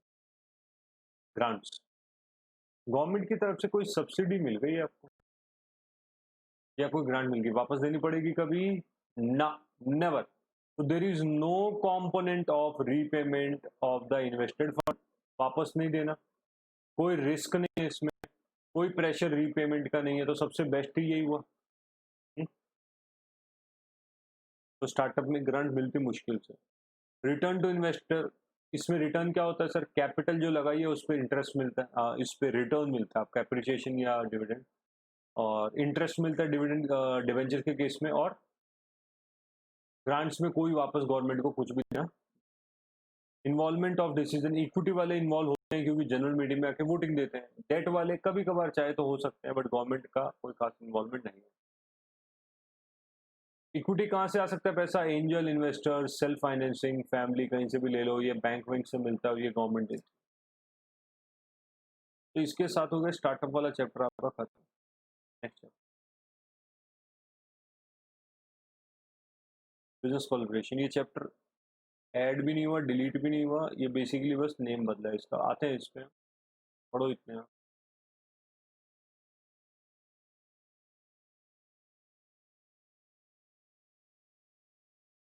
चलिए फिर से रिज्यूम करते हैं ना।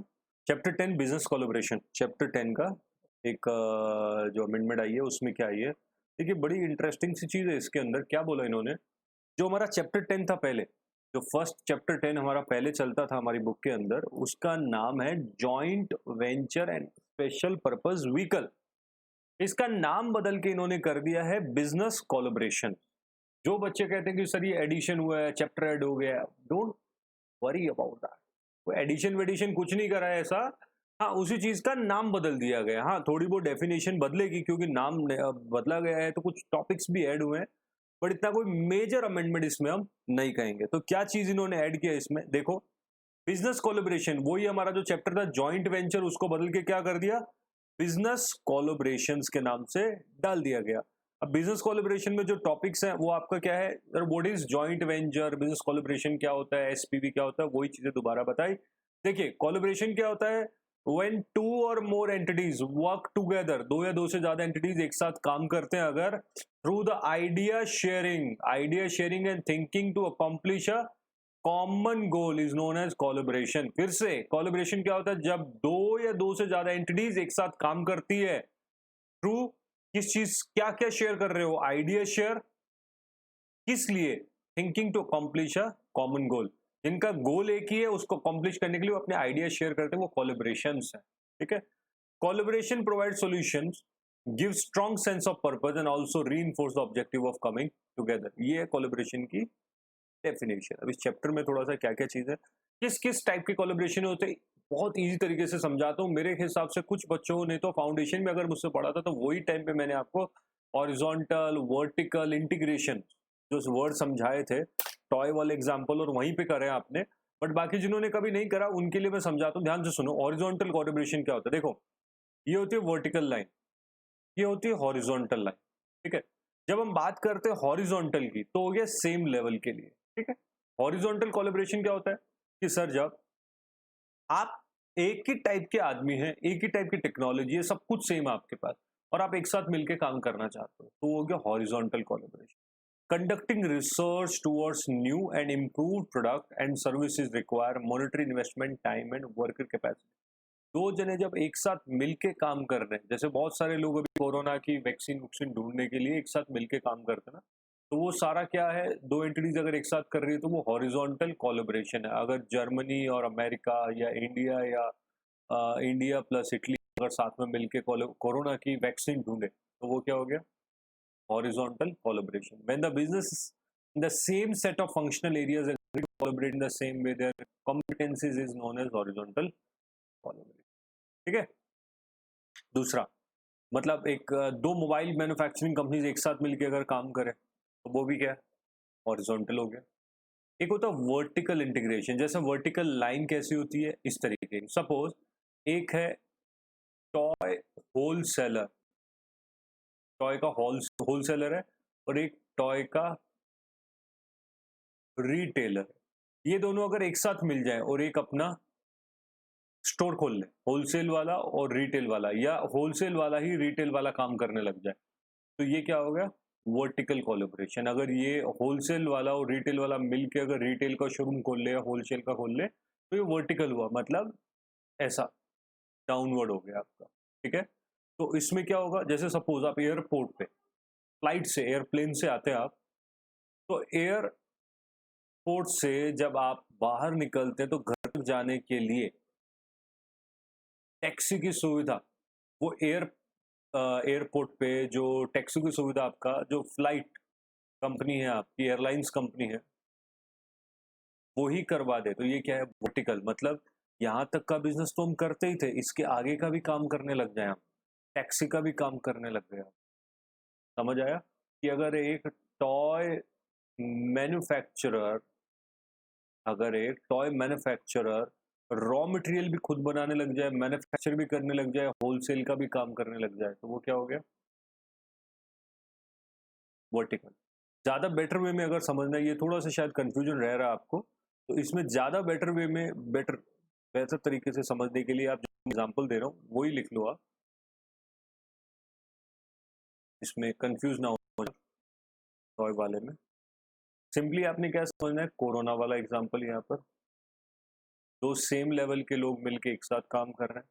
नीचे क्या समझना है, एयरपोर्ट वाला एग्जांपल कि सर एयरपोर्ट जो एयरलाइंस कंपनी है वो मुझे कोलकाता टू दिल्ली लेके आ ही रही है और दिल्ली से मेरे स्वीट होम तक भी छोड़ के आए। अगर मुझे पहले यहाँ तक का काम था और आगे भी वो होम करना शुरू कर देते। For example shipping with pre install third party software होता ना, लैपटॉप खरीदते third party, discount third party software डले हुए होते हैं लैपटॉप में कई बार।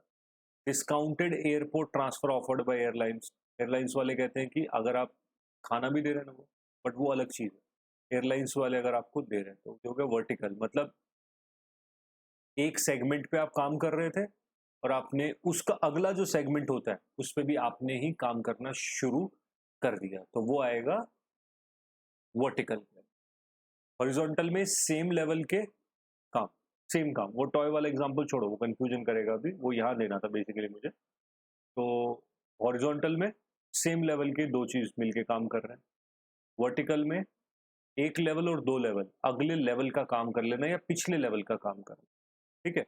तीसरे टाइप का जो आपका होता है इंटीग्रेशन, जिसको बोलते हैं हम इंटरसेक्शनल कोलैबोरेशन, मतलब दो अलग अलग लोग कुछ मिलके काम करें, जैसे फेसबुक प्लस रिलायंस जियो कुछ कर रहे हैं ना, तो मैन्युफैक्चरिंग एंड मार्केटिंग कोलैबोरेशन कर लिया। सर मैं मैन्युफैक्चरिंग में अच्छा हूँ तो मार्केटिंग में अच्छे हो, काम करते हैं तो मिलकर कुछ सेल करते हैं। तो when the business from the different functional area agree to, मतलब हॉरिजॉन्टल, वर्टिकल, और ये हो गया इंटरसेक्शनल, वन टू थ्री, अलग अलग कोलैबोरेट करते हैं, ये टाइप्स करते हैं, वो चीज़ इंटरसेक्शनल। फिर आता है जॉइंट वेंचर, क्या होता है, ये पुराने वाली ही डेफिनेशन लगा सकते हैं आप यहाँ पर, वैसे फिर भी पढ़।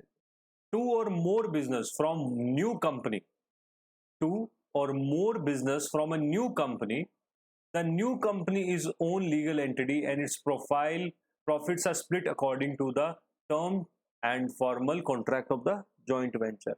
दो या दो से ज्यादा बिजनेस एक नई कंपनी बनाते हैं, like Tata T and Tata T and red label, ये दो के एक नई टी बनाते हैं, TRT, ठीक है, तो ये जॉइंट वेंचर है।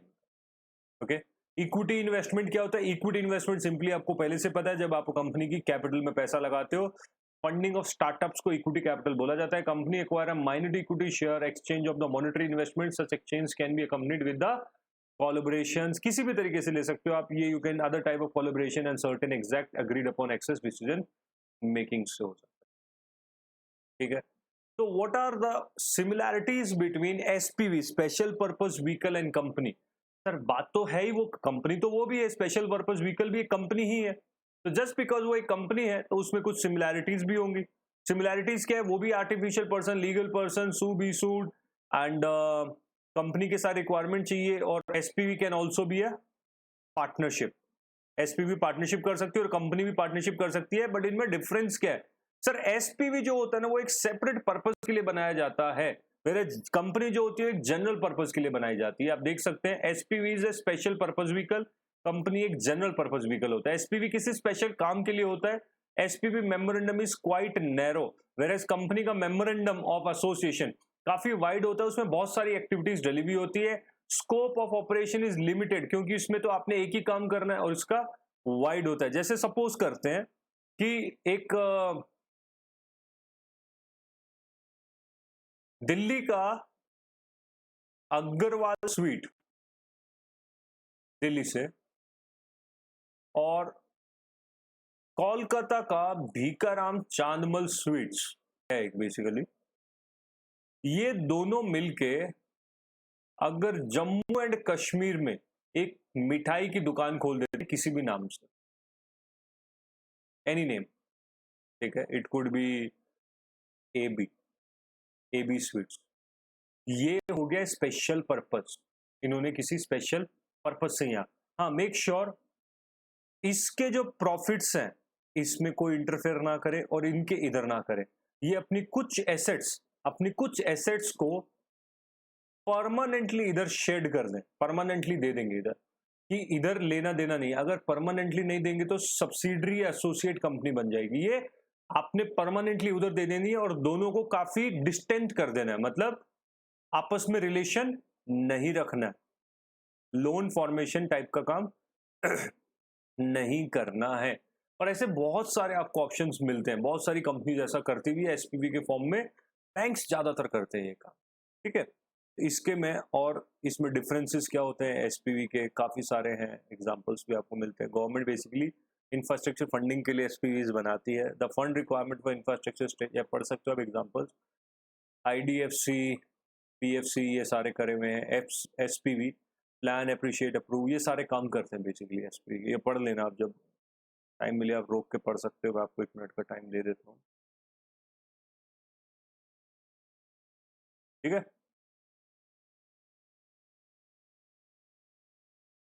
तो एसपीवी समझ आ गया ना? एसपीवी क्या रहा आपका? एसपी हुआ बेसिकली कि जब आपको कोई सेपरेट काम करना है, आप अपने लिए भी कर सकते हो, दो लोग मिलके भी कर सकते हैं, वो भी एसपीवी ही होएगा आपका। तो ये हो गया आपका न्यू चैप्टर जो ऐड हुआ था, उसके बारे में हमने बात कर ली है। अब हम बात करते हैं एक और चैप्टर के बारे में, chapter number 12, conversion of business entity. Sir very important, काफी बदलाव आए हैं इसके अंदर, बहुत सारे चेंजेस आ गए हैं। 4 चीजें बेसिकली ऐड हुई है इसके अंदर। पहले जो कन्वर्जन थे private to public, public to private etcetera, ये सारे तो थे ही थे। अब इसमें 4 नई चीजें ऐड हो गई है। क्या नई चीजें ऐड हुई है? 4 टाइप के कन्वर्जन सोसाइटी से, हाँ, तो 4 क्या नई चीजें इन्होंने ऐड कर दी है? ऐड करा है इन्होंने कि गारंटेड कंपनी से शेयर कैपिटल वाली कंपनी अगर बनना चाहते हो आप, अनलिमिटेड कंपनी से लिमिटेड कंपनी बनना चाहते हो आप, सोसाइटी से सेक्शन 8 कंपनी बनना चाहते हो, इस तरीके से इन्होंने ना 4 नए कन्वर्जन्स ऐड कर दिए, ठीक है? ट्रस्ट का भी ऐड कर दिया इन्होंने। तो पहले 2 तो इम्पोर्टेंट तो है सारा, बट आपके लिए मैंने ट्रस्ट मी आपको 5 मिनट में ये सारा समझ आ जाएगा, अदरवाइज़ ये बहुत लंबा-चौड़ा मैटर है मॉड्यूल में। इस तरीके के कुछ ग्राफ्स बना दिए कि आपको ईज़िली समझ आ जाए। नोट डाउन कर लीजिएगा, सिंपल। सबसे पहला टॉपिक है कंपनी लिमिटेड बाय गारंटी आपकी into company limited by share. Sir कैसे हो सकता है?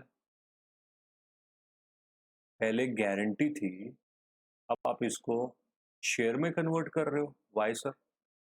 आपका जो भी इंटरनल रीजन है, बट जिस आदमी ने गारंटी ली थी, अब आप इसको शेयर में कन्वर्ट कर दोगे, तो जो आदमी जिन्होंने इस कंपनी को पैसा दिया था, व्हाट अबाउट देम? उनको अगर इंसॉल्वेंसी या किसी भी केस में पैसा चाहिए, हु विल पे देम? उनको पैसा कौन देगा? तो सिंपली ये बोला कि सर जितने अमाउंट की गारंटी है आपकी, पहले गारंटीड कंपनी अगर 5 लाख से थी, अगर जितने भी अमाउंट की गारंटी है, हमारे एग्जांपल में 5 लाख, उतने अमाउंट की आप अब इक्विटी शेयर कैपिटल लेके आ जाओ पहले तो। सबसे पहला काम क्या काम करना है? गारंटी कंपनी को शेयर कैपिटल की कंपनी में कन्वर्ट करना है। तो बहुत सिंपल, जितना गारंटी का अमाउंट था पहले इक्विटी अरेंज करो। The company seeking conversion shall have a share capital equal to the guarantee amount. पहले उतनी कैपिटल अरेंज करो आप, गारंटी वाला। कैपिटल को रिड्यूस नहीं करना है, पहले करो आप। अब ये हो गया तो प्रोसेस समझा देता हूं मैं, क्या प्रोसेस रहेगा आपका। बहुत इजी सा प्रोसेस है, आपको मैंने फ्लो चार्ट के माध्यम से बहुत आसानी से समझा दिया है। थोड़ा सा अटेंशन देना पड़ेगा, और क्योंकि मैं बार बार बोल रहा हूं कि ये तो काफी इंपॉर्टेंट आने के चांसेस हैं एग्जाम के अंदर। तो सबसे पहले बोर्ड ऑफ डायरेक्टर को क्या करना पड़ेगा? एक नोटिस देना पड़ेगा। किसको? कंपनी सेक्रेटरी को। एक बोर्ड मीटिंग बुलाएंगे, बोर्ड मीटिंग बुला के बोर्ड मीटिंग में बोर्ड रेजोल्यूशन पास करेंगे। दो किसका? पहला तो कन्वर्जन का, और दूसरा कंपनी सेक्रेटरी को ऑथराइज करेंगे कि सर जनरल मीटिंग बुलाओ। कंपनी सेक्रेटरी जनरल मीटिंग बुलाएगा, तो हमारे अगर जैसे हम क्लास में करते थे उसके लिए क्या रहेगा? B R, B M, G R, clean clean करते हैं।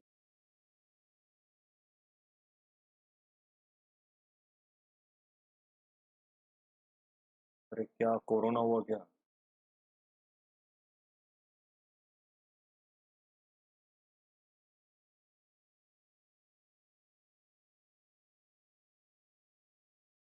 क्लीन होना नहीं।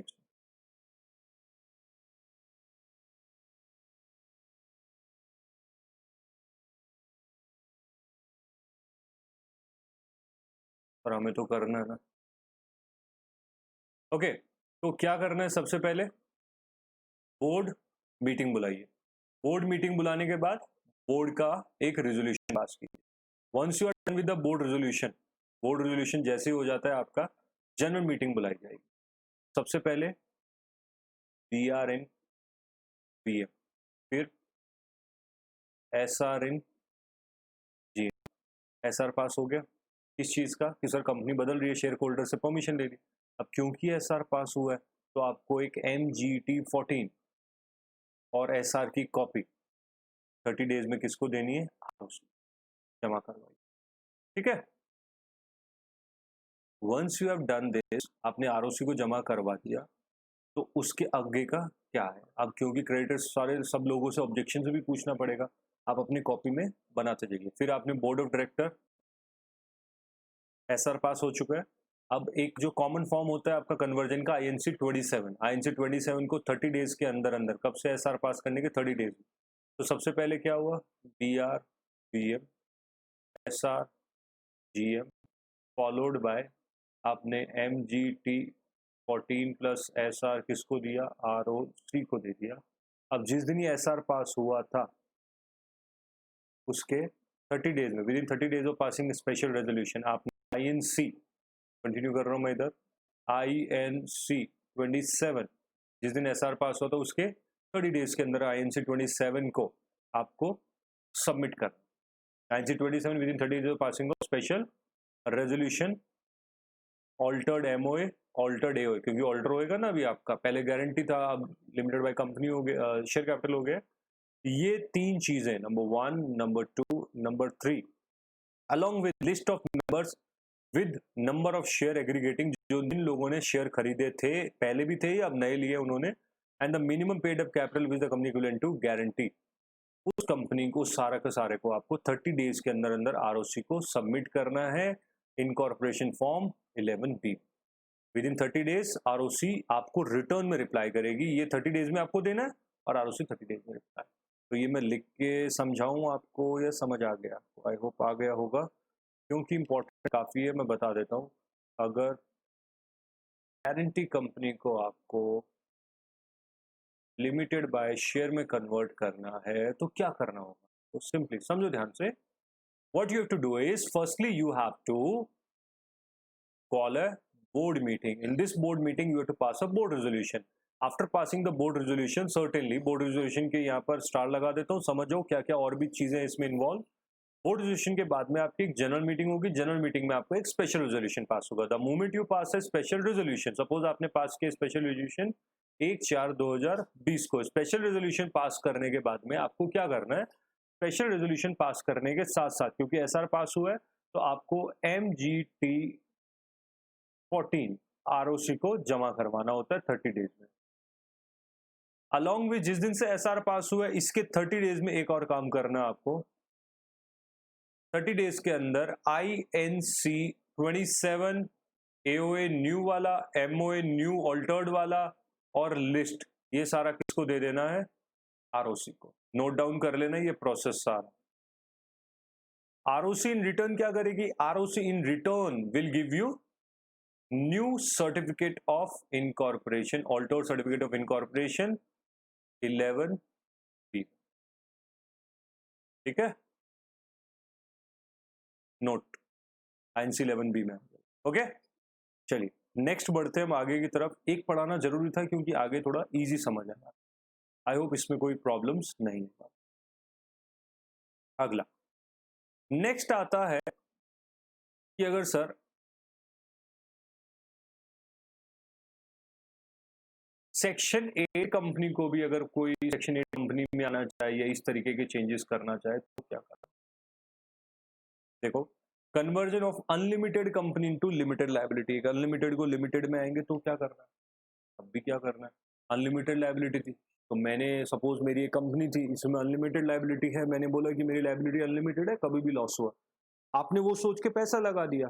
अब क्योंकि आपने वो सोच के पैसा तो लगा दिया, अब सवाल उठता है कि अगर मैं बाद में मना कर दूं, मैं कहता हूं कि मेरी कोई अनलिमिटेड लायबिलिटी नहीं है इस केस में, तो उस केस में क्या रहेगा आपका सर, उस केस में आपको घाटा हो जाएगा, क्योंकि अब मैं अनलिमिटेड लायबिलिटी को आपसे बिना पूछे लिमिटेड अगर गवर्नमेंट अलाउ कर दे तो, क्योंकि आपने तो अनलिमिटेड की वजह से पैसा लगाया था। तो सरकार कहती है क्योंकि बिकॉज आपने जब अनलिमिटेड था उस वक्त आपने काफी सारे लोगों से पैसा लिया था, तो आपको इन रिटर्न इसको लिमिटेड करने के लिए उन लोगों से भी पहले पूछना पड़ेगा। तो पहले तो बेसिक फॉर्मेलिटीज क्या करनी होती है, बोर्ड मीटिंग में बोर्ड रेजोल्यूशन, नोटिस भेजो, जनरल मीटिंग में स्पेशल रेजोल्यूशन, हो गया पास। और इसको क्योंकि जनरल रेजोल्यूशन में का ये 30 डेज हुआ है, एसआर पास हुआ है, आरओसी को, ये तो बेसिक है आपका पहला।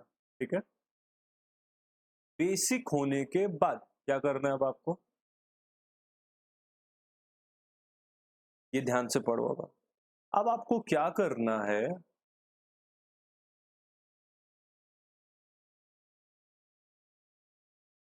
Board resolution with in 7 days of passing a resolution publish a notice about the proposal of conversion.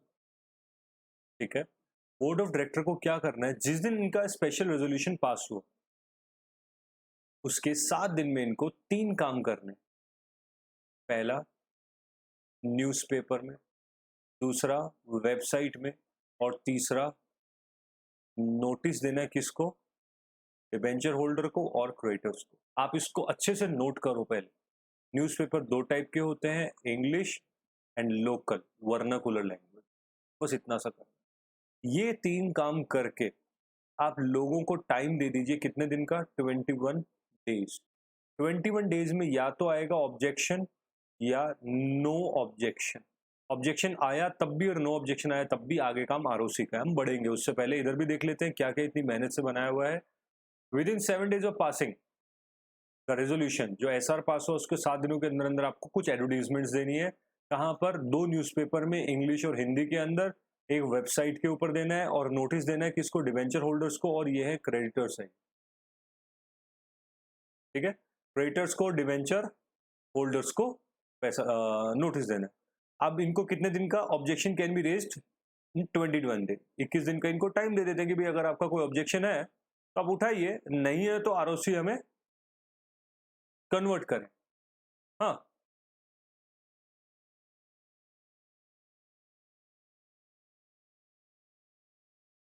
चलिए। सो एप्लीकेशन, अब आपका application with in 45 days of special resolution, समझो स्पेशल रेजोल्यूशन के 7 डेज में आपको एक 3 नोटिस देने, प्लस आपको कितने दिन इंतजार करना है? 21 डेज। कितने दिन हो गई है? 21 और 7 28 दिन। और स्पेशल रेजोल्यूशन से ही 45 डेज, तो मतलब 28 से 45 तक वाला टाइम आ गया ना, ये तो समझ गए। तो स्टार्टिंग से ही 45 डेज लेना है आपको, काउंटिंग एसआर से ही 45 डेज, एसआर से 45 डेज के अंदर अंदर along with the necessary supporting, जो सपोर्टिंग नेक्स्ट स्लाइड पे बात करेंगे हम अभी क्या है, जो एक एप्लीकेशन देनी है आरओसी को कि सर कोई भी कंप्लेन नहीं आई है, अगर आई है तो बात करते हैं उस बारे में, आप हमें नया सीओआई दे दीजिए। Company have to comply the following 2 condition. पहला, वो तो लास्ट में करना है और सीओआई मिलने के बाद में, पहले आपने आरओसी को एक एप्लीकेशन दे दी कि सर हमें कन्वर्ट कर दीजिए। अब आरओसी क्या करेगी? या तो आपको रिजेक्ट कर देगी क्योंकि उनकी ऑब्जेक्शन आ गया था, या आपकी एप्लीकेशन से सेटिस्फाइड नहीं है, रिजेक्ट कर दिया तो बात यहीं पर खत्म। बट अगर रिजेक्ट नहीं किया, एक्सेप्ट कर लिया, तो आपको एक फ्रेश सीओआई दे देगी आरओसी। और company have to comply with the following 2 condition, 2 condition आपको करनी है कि कंपनी पहली तो 1 साल के अंदर अंदर अपना नाम नहीं बदलेगी, नहीं तो देयर इज सम फ्रॉड। आप नाम बदल के कुछ करना चाह रहे थे, 1 साल में नाम नहीं बदलोगे, और जब तक आउटसाइडर्स की लायबिलिटीज पे नहीं हो जाती तब तक आप डिविडेंड पे ऑफ नहीं करोगे। इसको मैं आपको बढ़िया सा लिख के दूं या लर्न हो गया आपको? इसी में कंटिन्यू।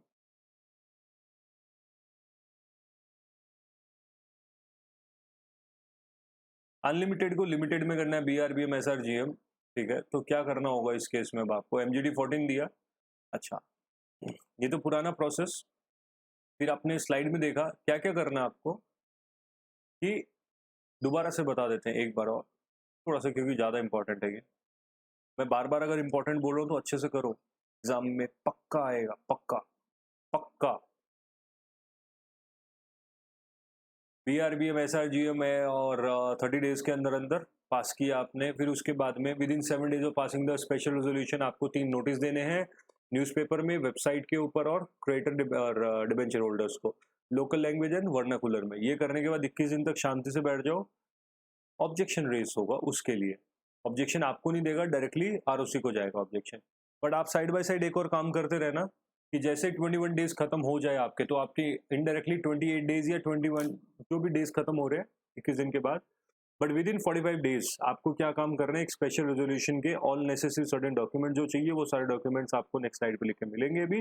वो सारे डॉक्यूमेंट्स आपको आरओसी को देना है, आरओसी हाँ ना जो भी करेगा, उसके बाद में हाँ ना कर दिया तो बात खत्म, हाँ करेगा तो फ्रेश सीओआई मिलेगा आपको। बट आपको 2 काम पहले मानने पड़ेंगे। कंडीशन है कि 1 साल तक अपना नाम नहीं बदलोगे, और कंपनी जो है जब तक बाहर वालों की लायबिलिटीज पे ऑफ नहीं होगी तब तक डिविडेंड डिक्लेयर डिस्बर्स नहीं करेगी, ठीक है। क्या क्या चीजें लगानी है इसमें आपको, वो आपको लर्न करने की है। What all things you have to put in this is, देखो सबसे पहला, ये सब हमने रेगुलर क्लास में भी पढ़ी है दूसरी चीजों, list of the members showing the name, address, occupation, who on the day of not being more than 6 clear days before the taking registration, maximum 1 हफ्ता, 6 हफ्ते 6 दिन के पहले तक की मैक्सिमम एक मेंबर्स की लिस्ट बनानी है और उस लिस्ट को आपको देना, मेंबर्स की लिस्ट बना के देनी न्यू। फिर आना है particular of first directors, list showing the particulars of the person of the director etcetera, then उनकी डिटेल, तो मेंबर की डिटेल, डायरेक्टर की detail, list of the member governing body containing the name address of the members governing body of the society, जो भी है governing body उसको देना आपको। रजिस्ट्रेशन सर्टिफिकेट ऑफ सोसाइटी वो देना अगर सोसाइटी वाला है तो, and NOC of the creditors written consent जो है वो देना है कि हाँ हमें कोई दिक्कत नहीं। ओके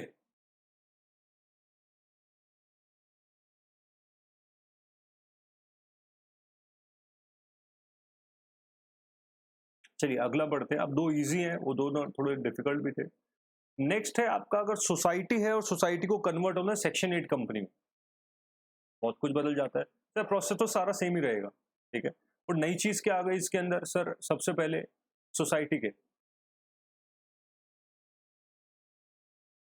सोसाइटी को मेंबर्स की रिटन कंसेंट लेनी पड़ेगी, मेजोरिटी मेंबर्स की, ध्यान रखें इसको लिखते जाएं। मेंबर्स रिटन कंसेंट में तो सोसाइटी, बाकी सारा सेम है, ये सारा लर्न करना आपको, खाली majority of members with present in proxy और proxy at the general meeting agreeing to this. तो ध्यान से कन्वर्जन ऑफ सोसाइटी हो गया basically written consent of members, written consent ये आपको मेंबर्स की from the majority of members whether present in person or by proxy at the general meeting agreeing to such registration and registration shall be provided declaration of the amount of guarantee। तो सबसे पहला majority members of society के, उनकी क्या चाहिए आपको, consent चाहिए sir, चाहे आप पर्सनली बैठे हो चाहे प्रॉक्सी के हाथ आए हो आप, ठीक है। चलिए दूसरा, फिर इनकम टैक्स कोई पेंडिंग नहीं है डॉक्यूमेंट आपका, वहां से आपको क्लेरिफिकेशन लेनी है, details of the objection of the company, कोई ऑब्जेक्शंस किसी भी डिपार्टमेंट की है वो लेनी है, ठीक है। जैसे सेक्शन 8 बनने के लिए आपको सारी गवर्नमेंट से भी परमिशन लेनी पड़ती है, आपने इनिशियल पार्ट ए में पढ़ा है इसके। सेम ट्रस्ट का है, सब कुछ सेम ही है वैसे, रजिस्ट्रेशन ऑफ मेंबर हो गया सारा, ये डिन नंबर विन नंबर ये सारा सेम आपने पढ़ लेना है, पॉज करके भी पढ़ सकते हो those who are watching the video, और फोटो भी क्लिक कर सकते हो आप। बाकी नोट्स का मैंने आपको बताया ही है, देना चाहिए। Registration of trust as a company, ये आपको सारे के सारे वही compliances, return, IT return, income tax की रिटर्न्स देनी है, ये सारा, ठीक है। फिर आता है आपका नेक्स्ट चैप्टर जो हम डिस्कस करेंगे, chapter 14 maintenance of register and records. बहुत लंबी अमेंडमेंट्स है, जैसे मैंने आपको बताया था, पेशेंस रखना पड़ेगा आपको। चैप्टर 14 में आपको बता दूं, बस अब 3 चैप्टर और हैं। चैप्टर 14 में क्या हुआ है आपके लिए, टू बी ऑनेस्ट चैप्टर 2 में 3 से 4 पॉइंट कट हुए हैं और 2 पॉइंट ऐड हुए। जो कट हुए हैं आप अपना मॉड्यूल उठाओगे, अगर मॉड्यूल उठाओगे तो मॉड्यूल के अंदर आपको दिखेगा, ये जब आप चैप्टर स्टार्ट करोगे तो चैप्टर स्टार्टिंग में company also required to provide the extracts of the register if demanded by director, member, creditor etcetera, ये कट हो गया, नहीं देना एक्सट्रैक्ट। दूसरा, failure of the company to maintain statutory register could result into fine, fine हटा दिया आपका 1 लाख रुपए का, ये फर्दर एक्सेट्रा ये हट गया आपका। ओके, तो ये आपके पॉइंट हट गए यहाँ पर। और सर ऐड क्या हुआ, सर 2 रजिस्टर ऐड हो गए, कुछ भी नहीं हुआ, कुछ भी नहीं हुआ है। क्या हुआ सर, ये मिनट्स पहले भी था, ये भी पहले भी था, जनरल मीटिंग बुक एक्सेट्रा ये पहले था, ऐड क्या हुआ, ये 2 हुए, ये भी पहले था, ये ऐड हुआ। Books of the accounts, financial statement, register of director, attendance at the board meeting, ये पहले था। अब आया नया, attendance record of member eight general meeting, ये 1 पॉइंट है आपका। सर नई बुक्स कौन सी ऐड हुई है आपकी, the new book has been added, जो ऊपर से तो 2 लाइनें हट गई, नीचे 2 लाइनें ऐड हो गई कि मेंबर्स जो जनरल मीटिंग अटेंड करने आते हैं उनकी अटेंडेंस के रिकॉर्ड रखो आप, attendance record of member eight general meeting. और दूसरा, अगर पोस्टल बैलेट से हो रहा है तो जो पोस्टल बैलेट रिसीव हुए बस उनके रिकॉर्ड रखो। बहुत बड़ी अमेंडमेंट तो है नहीं इसमें। हाँ चलिए अगला चैप्टर लेते हैं हम। नेक्स्ट चैप्टर है आपका chapter 15 identifying the laws applicable to various industries and compliances. आपको इसमें भी जान के बड़ी खुशी होगी कि इस चैप्टर में भी कुछ भी एडिशन नहीं हुआ है, इस चैप्टर से डिलीट हुए हैं काफी सारे पेजेस, डिलीट किए इस चैप्टर में से। लीगल फॉर्मेलिटीज अगर आप अपने मॉड्यूल में जाएंगे तो मॉड्यूल के पेज नंबर 331 से लेके 339 तक सारे पेजेस डिलीट कर दिए गए, आप हटा सकते हो उनको। टॉपिक्स मैच करके आप वहां से हटाइए 32, 33, 4, 5, 6, 7, 8, 9, ऑल्सो 347, 348, 349 एंड 351 ये पेजेस डिलीट हो गए। ठीक है, ओके। मॉड्यूल आईसीएसआई का पुराना मॉड्यूल उठाना, न्यू मॉड्यूल नहीं उठाना आपको। तो ये हो गए, बस अब एक चैप्टर बचा है आपका लास्ट, वो थोड़ा इंपॉर्टेंट है और थोड़ा सा बोरिंग था, इसलिए हमने इसको लास्ट में रखा है, इंपॉर्टेंट भी है। जी, चैप्टर क्या है आपका, अभी कौन सा चैप्टर लेने वाले हैं हम? सर एक नया चैप्टर ऐड हुआ ना आपका। हाँ जरूरी है, इस पे मैं एक सेपरेट वीडियो भी बनाऊंगा आपके लिए। क्या वीडियो बनाना मुझे इसमें मैं बताता हूँ आपको।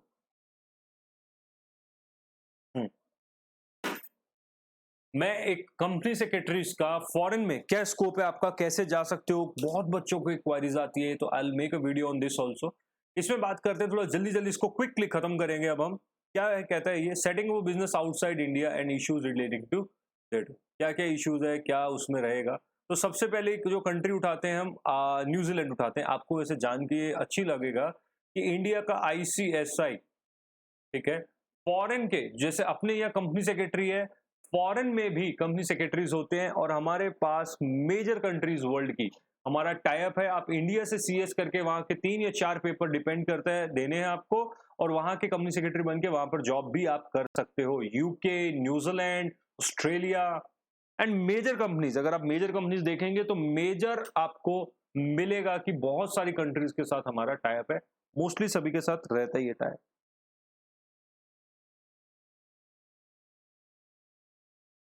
चलें तो समझते हैं जल्दी से इसके बारे में क्या कहता है ये।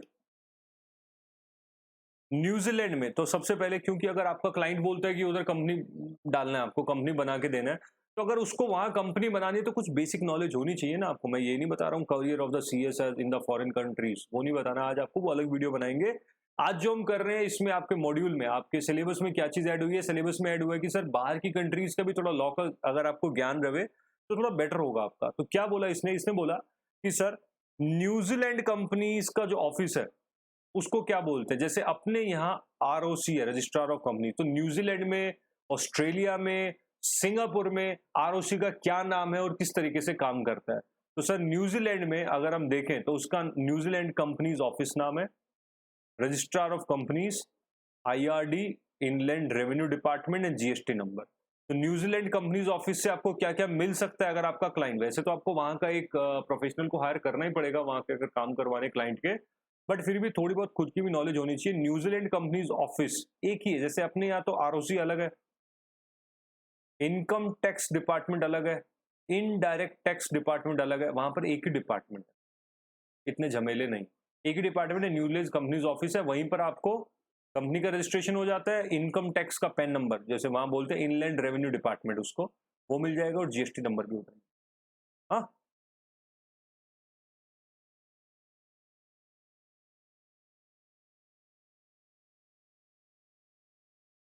हाँ जी, न्यूजीलैंड में क्या रहेगा, New Zealand reservation of the name, हमारे यहाँ पर भी 20 डेज रहता है। अगर आप किसी कंपनी का नेम रिजर्व करवाते तो आपके यहाँ भी कितने दिन रिजर्व रहता है, वो 20 डेज। न्यूजीलैंड में भी कितने दिन है, 20 डेज ही है। कंपनी रजिस्ट्रेशन पूरा ऑनलाइन है, बिल्कुल हमारे यहाँ भी सर ऑनलाइन है। Complete form of the company details and paying the registration fees will receive the notification along with the director and share holder consent form, बिल्कुल हमारे यहाँ भी है।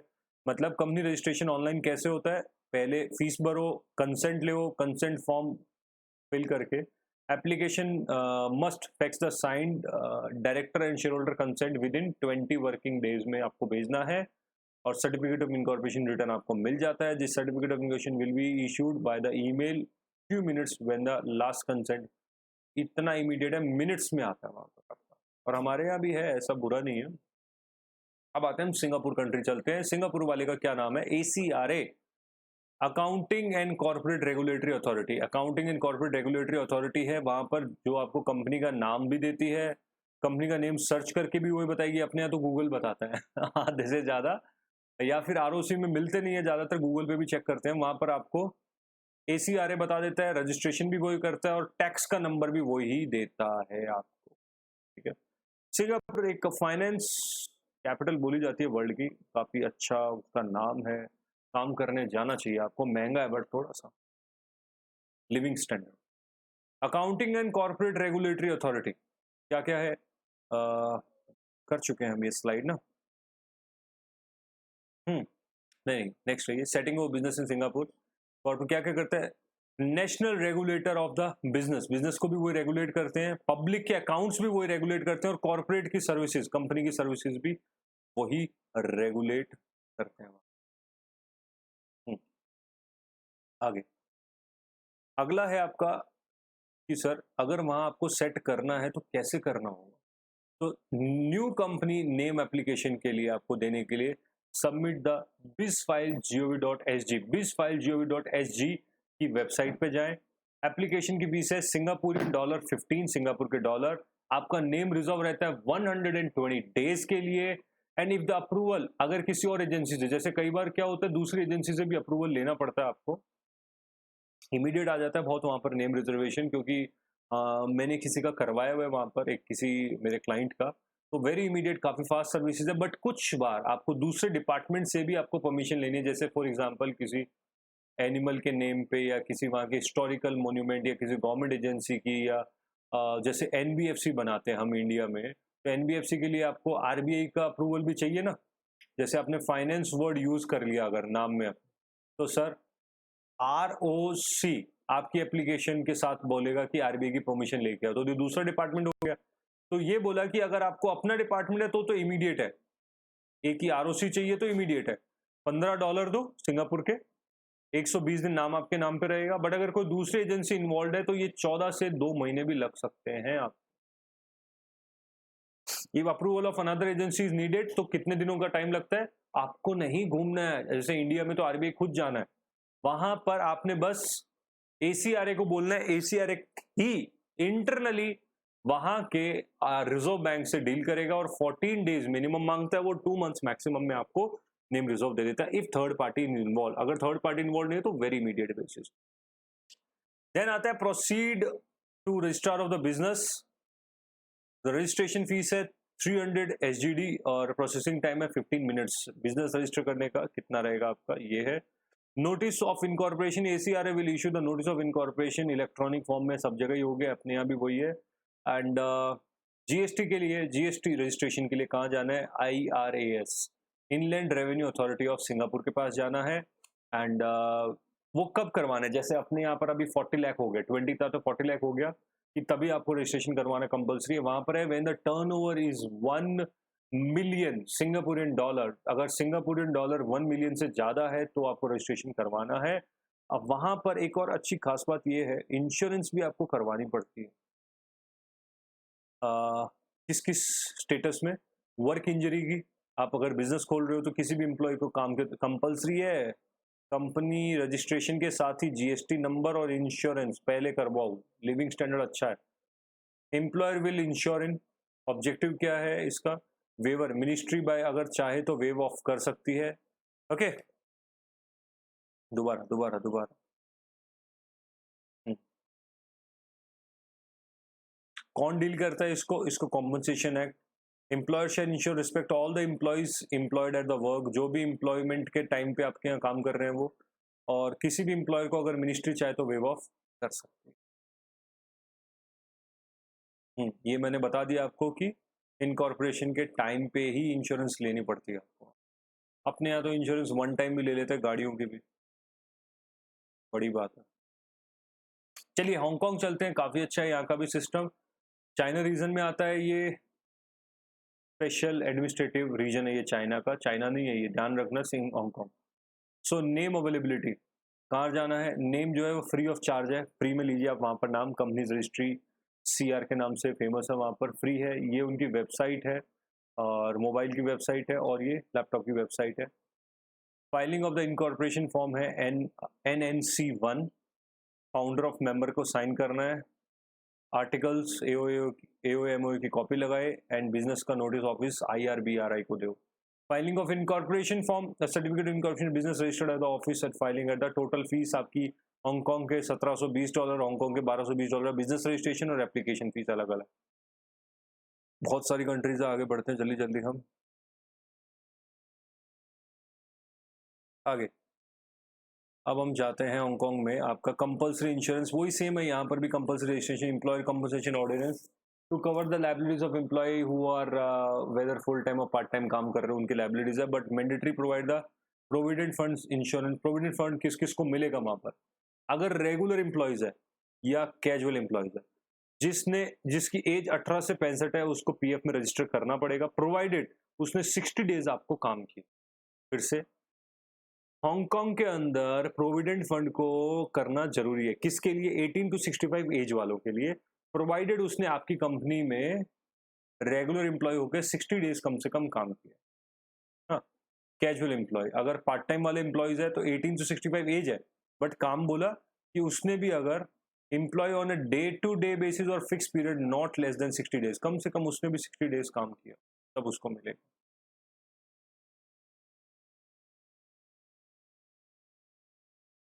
एनवाई चलते हैं, न्यूयॉर्क। रिजर्वेशन ऑफ नेम की ये वेबसाइट है, $20, बहुत महंगा है। यहाँ भी मैंने एक बार करवाया क्लाइंट का, बड़ा महंगा है। रिजर्वेशन टर्म 60 डेज के लिए, पहले हमारा 60 डेज था किसी टाइम पे, पहले था अमेंडमेंट से पहले।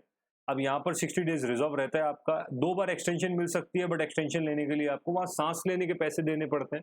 एक्सटेंशन के तो श्योरली देने पड़ेंगे, $20 एक्सटेंशन फीस आपकी 2 बार मिल सकता है आपको। सर 2 बार के बाद तो फीस देने पर भी नहीं मिलेगा। वहां पर कंपनी के नाम के एंड में एलएलसी लगा हुआ होता है, लिमिटेड लाइबिलिटी कंपनी, और आर्टिकल ऑफ कंपनी जो है, forms can be purchase at legal supply store और download from the department website. Processing time 7 days में आपको वहां पर काम करके दे दिया जाता है।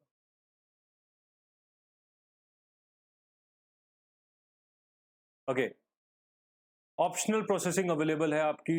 हाँ, वहां पर बोला ना, हर चीज पैसे से ही होती है। शिफ्ट बनाई हुई कि अगर आपको 2 घंटे में काम करवाना है, $150। जैसे हमारे यहाँ थोड़ा सा बिलो द टेबल वहां पर है, रेगुलर हो गया कि आप चाहो तो ऑफिसर से, और गवर्नमेंट अपनी कमाई ले रही है सीधा, नो रिश्वत वाला काम, जल्दी चाहिए, जैसे अपने तत्काल वाला पासपोर्ट का ना, वैसे 2 घंटे में काम चाहिए, $150 दीजिए। सेम डे चाहिए आपको, $75 दीजिए। 24 आवर्स टर्न अराउंड अगले दिन, ठीक है, तो $25। Operating agreement not to be filed with the state before filing of the article of organization at the time of, ठीक है, डन, न्यूयॉर्क का हो गया आपका।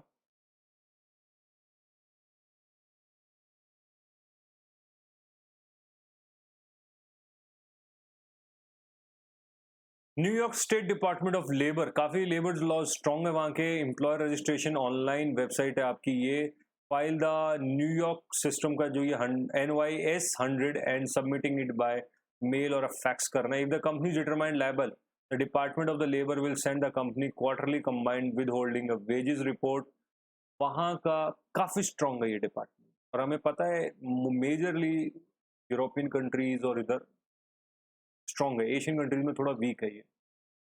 यूके में चलते हैं, यूनाइटेड किंगडम में कंपनी के लिए एक PAY के लिए HRD मिनिस्ट्री है वहाँ की, जो है वैट के लिए HRD मिनिस्ट्री है अलग से, लाइबिलिटी इंश्योरेंस के लिए इंश्योरेंस कंपनी से कराओ। सो अगर आपको कंपनी लेनी है और अगर टैक्सेशन का काम, इनकम टैक्स का करना है, तो वो भी मिनिस्ट्री करती है, ह्यूमन रिसोर्स मिनिस्ट्री है उनकी। And VAT, direct tax, indirect tax, company company के लिए कंपनी का हाउस है, IN01 से फॉर्म से मिलेगा ये तीन, और अलग इंश्योरेंस कंपनी से लो जैसे इंडिया में मिलती है। तो IN01 कंपनी को अगर नाम रजिस्टर करना है आपको अपने क्लाइंट का वहां पर, तो कंपनी हाउस में जाओ, नेम अवेलेबिलिटी का फॉर्म फाइल करो, INC1, प्रपोज कंपनी का नाम देना पड़ेगा।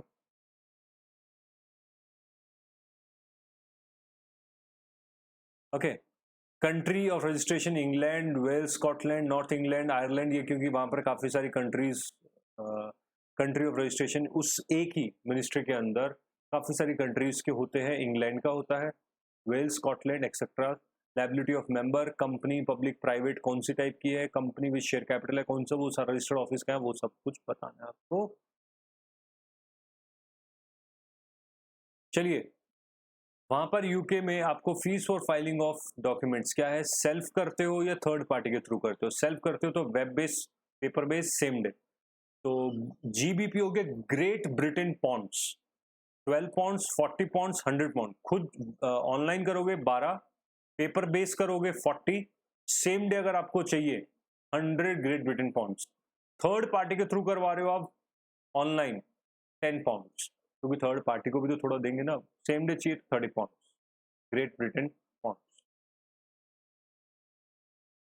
Setting of business United kingdom agent for incorporation, जैसे हम हैं वहां पर CS काफी फेमस है, CS की जॉब वहां पर बहुत फेमस, ठीक है।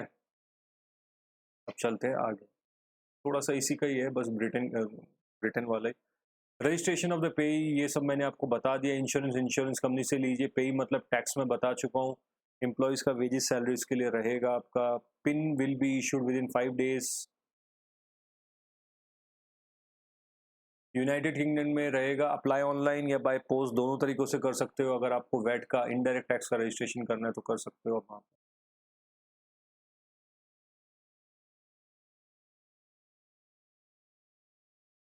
हाँ, एक लाइबिलिटी इंश्योरेंस है वहां पर कि employers liability compulsory insurance act 1969 चलती है।